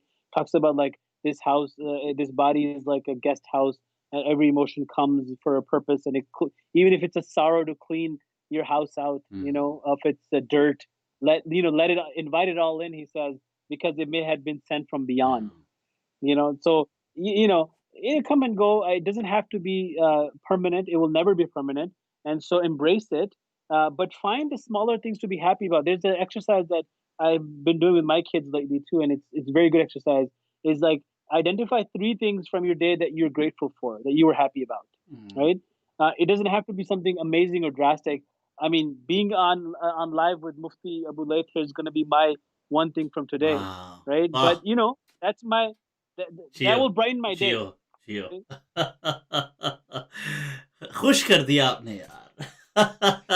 Now that's absolute. Somebody said so. Smiling really is a sadaqah. It absolutely is, and it's amazing that look, this study showing this, and the Prophet having taught that look, to smile is a sadaqah, and sadaqah begins with at home. You see, like, and you yourself reap the fruits in addition to society. Yeah, sorry. There's another study that was done on how when you look at somebody smiling, you smile as well in your Mm. mind, even if you're not in a good mood, right? Like, so your brain, it has Wow. something called Yeah, the mirror mirror. neuron. Yeah, It yeah, yeah. mirrors what you're doing, right? So by you smiling, you're actually even letting the other person smile, in their mind, and that's going to brighten their day too. Wow, that's so amazing seeing that. It's basically common sense, but it is in the tradition. The Prophet saying this, that this is sadaqah, that this is from his way, that this is a sunnah, and how it's so simple, yet it impacts you, it impacts society. People, it's the way to be positive. It's the way. Wow, somebody said, imagine a person. We talked about manliness before, Yeah, right? yeah, Sorry to no, cut you off, but of we talked about course, manliness of course. before. But we know the hadith of the Prophet ﷺ, that, like, I think it was Anas bin Malik who said that I never saw anyone smile more than the Prophet. Right? He lived, Subhanallah. and we know Prophet ﷺ never screamed or, Mm. yelled at other people, or the anger that he had wasn't like, like so being manly doesn't Yeah. mean you have to show No, anger absolutely. and be I the man. agree. It could Yeah. be that you No, I smile. agree. And I think it's, to be honest, I admit that these things are to everybody. They kind of, it's like we are in Socratic times. Like we are in a time where we don't understand, but we know that we don't understand all these things. Whereas I feel so many people in the past have, you know, generations before, it's been like a conveyor belt. But because now there's so much of a focus on these things, we now think about them, analyze them. What does it mean to be this? What does it mean to be that? And yeah, it's, you can see why it stresses stresses humans out. But yeah, right. So cool. Imagine a person smiling. Okay, I personally would never cheat. Somebody saying, what is this thought on polygamy? Let me drop that on you, Doc. What's the Oh man, you like this was the MindTrap, wasn't it? Doc's gonna need to book himself into a few sessions after this. uh, so I'm not a mufti, right? I know that it's in the Quran, like masna wa thalatha wa ruba', like the ayah. But Amazing I think how you have I think memorized that practically, verse. well, I'm a And hafiz, of by the course, way, of oh, the sorry, Quran. sorry, So you've memorized that. Okay, I couldn't use that one on you. Damn. so nice nice Nice try, try. nice try, my trap. So, but the thing is it practical? Just because you can do something, should you do Mm, it? It's kind of like, I think you had this a few days ago about the Ayah Sophia, mm, right? Like, it's something you should do just because you can do it. I asked this question in my premarital. I will say, what are your thoughts on polygamy? The funny thing is, the guy will say, yeah, no, never. The girl will say, of course not. And then I'll ask the guy, I'm like, but what if the woman is like needy and she needs support, and she's a widow or something, Mm. right? And then the guy will be like, well, in that case, and then the girl's face will change, like, wait a second, what? Are you actually considering it, right? So I don't think it's practical in this day and age. I know there are certain cultures that still do practice it. My grandfather had at one time two wives, my father's father, right? But it ended with that generation. My father didn't have it. Nobody in his, in his among his siblings had multiple wives. In our generation, nobody. So I don't think it's practical. There's only one couple that I met in my whole like experience here, premarital, where the female was like, actually, I preferred that he marry somebody else if I'm not fulfilling his needs, like, because she said I wanted my Mm. space. She said I like to do things on my own. If he thinks that he needs me and I'm not available, he's more than welcome to marry somebody else. Although I told her, I said, look, this is probably your view now, and it might change after marriage. Just be cautious of that. Like, if it does change, Yeah, let but him know don't at you least. feel, Doc, that this sometimes is? I definitely agree that there's this. There is this. Obviously, people ain't going to be happy about. I get that. That, for example, a woman, if she's married, she does not. She's not going to really like that. Maybe some will. I don't know. But don't you feel sometimes, like if we look at society, yeah, like real talk, yeah, Doc, real talk. Let's say it doesn't. We're not talking about ideals, but in reality, we spoke about divorces earlier on. So now a woman is divorced. She is, let's say she's in her mid 30s to mid 40s, something in between this. She's got children, let's say, and there's many of these cases, many in the Muslim societies as well. Now, the issue is that in many of these cases, I feel that these women would be happy to and would want to, they would want that kind of a relationship because it would give them freedom and it would give them companionship. But it's other women that shame them, and Mm-hmm. they kind of like that. Oh Yeah. my god, why would you want to be a second wife? Why would you want to do this? But then you see, the problem is that they end up losing an opportunity to get married because yes, they could, like real talk. This is when I'll say, look, real talk here, that many men are scared to go into relationships with women who have children. And it's sometimes not just because the fact that it's not that they don't like children, but they feel that this is too much. Like, I can't. Men usually, one, evolutionarily, they don't want to cater for somebody else's kids. But even if they don't mind that, they feel, what if the other man is gonna, like, because let's say I've got kids, if another man was around them, I would be uncomfortable.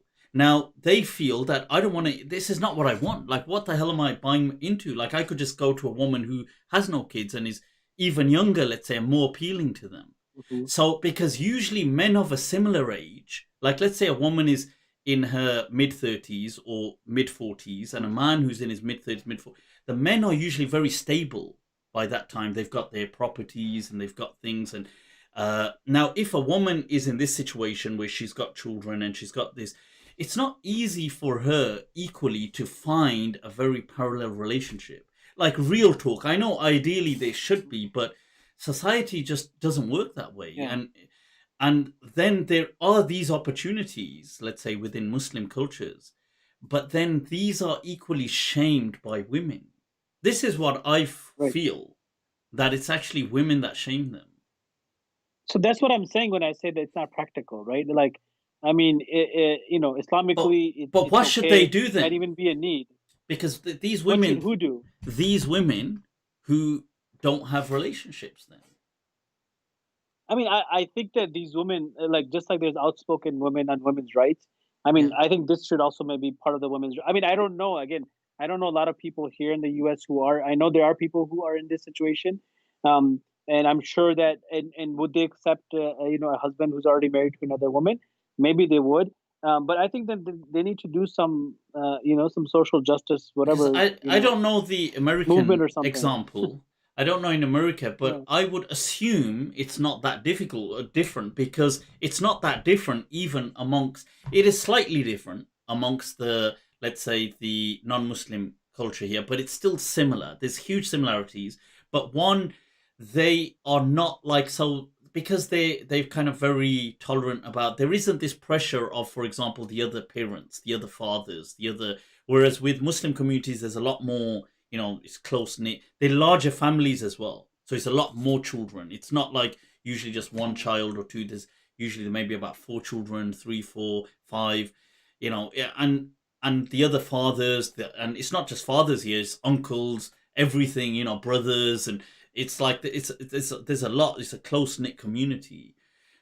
So I in the UK there is a large number amongst desis, let's say amongst Muslims, of women that are divorced like that, and they remain then without a relationship, because unless they just have a relationship on the side with someone, but they don't get into any like formal relationships that they can announce to the world, because it's just difficult. And then on the other hand, people say, well, no, these things are bad, and why would you want to be in a relationship like that?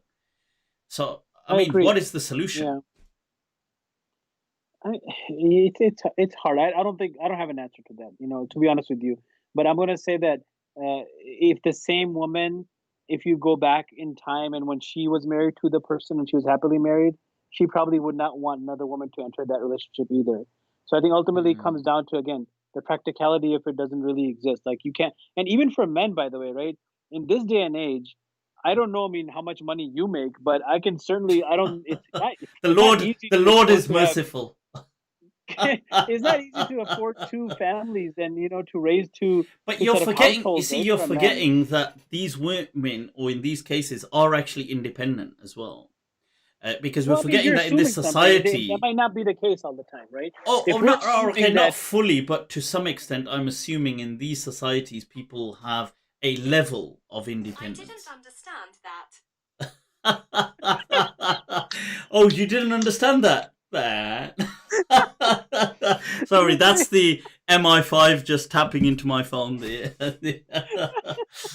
that tells you right there, it's not possible. It's not practical. It's not Even practical. Siri doesn't And get it. exactly, and it said it in a woman's voice as well, that's not going to happen. TK, I don't understand that.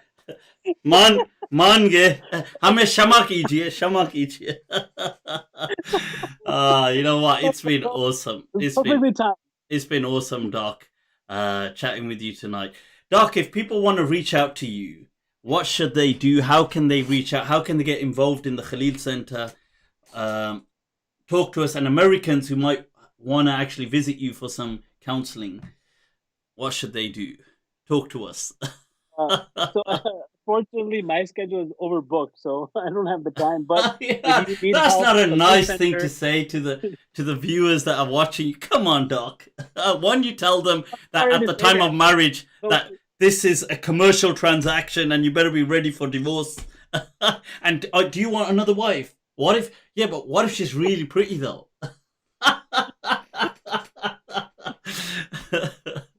I'm just a realist. But okay, so Khalil Center, we have offices in Chicago, we have offices in California, and then Toronto, and some other clinicians in other states.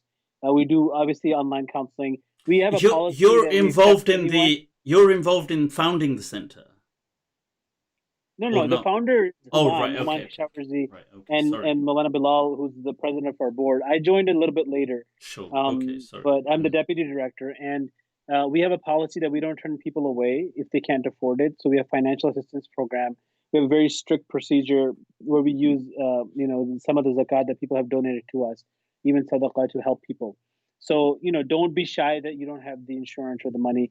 The restriction lies where we go into like international boundaries, even state to state boundaries sometimes.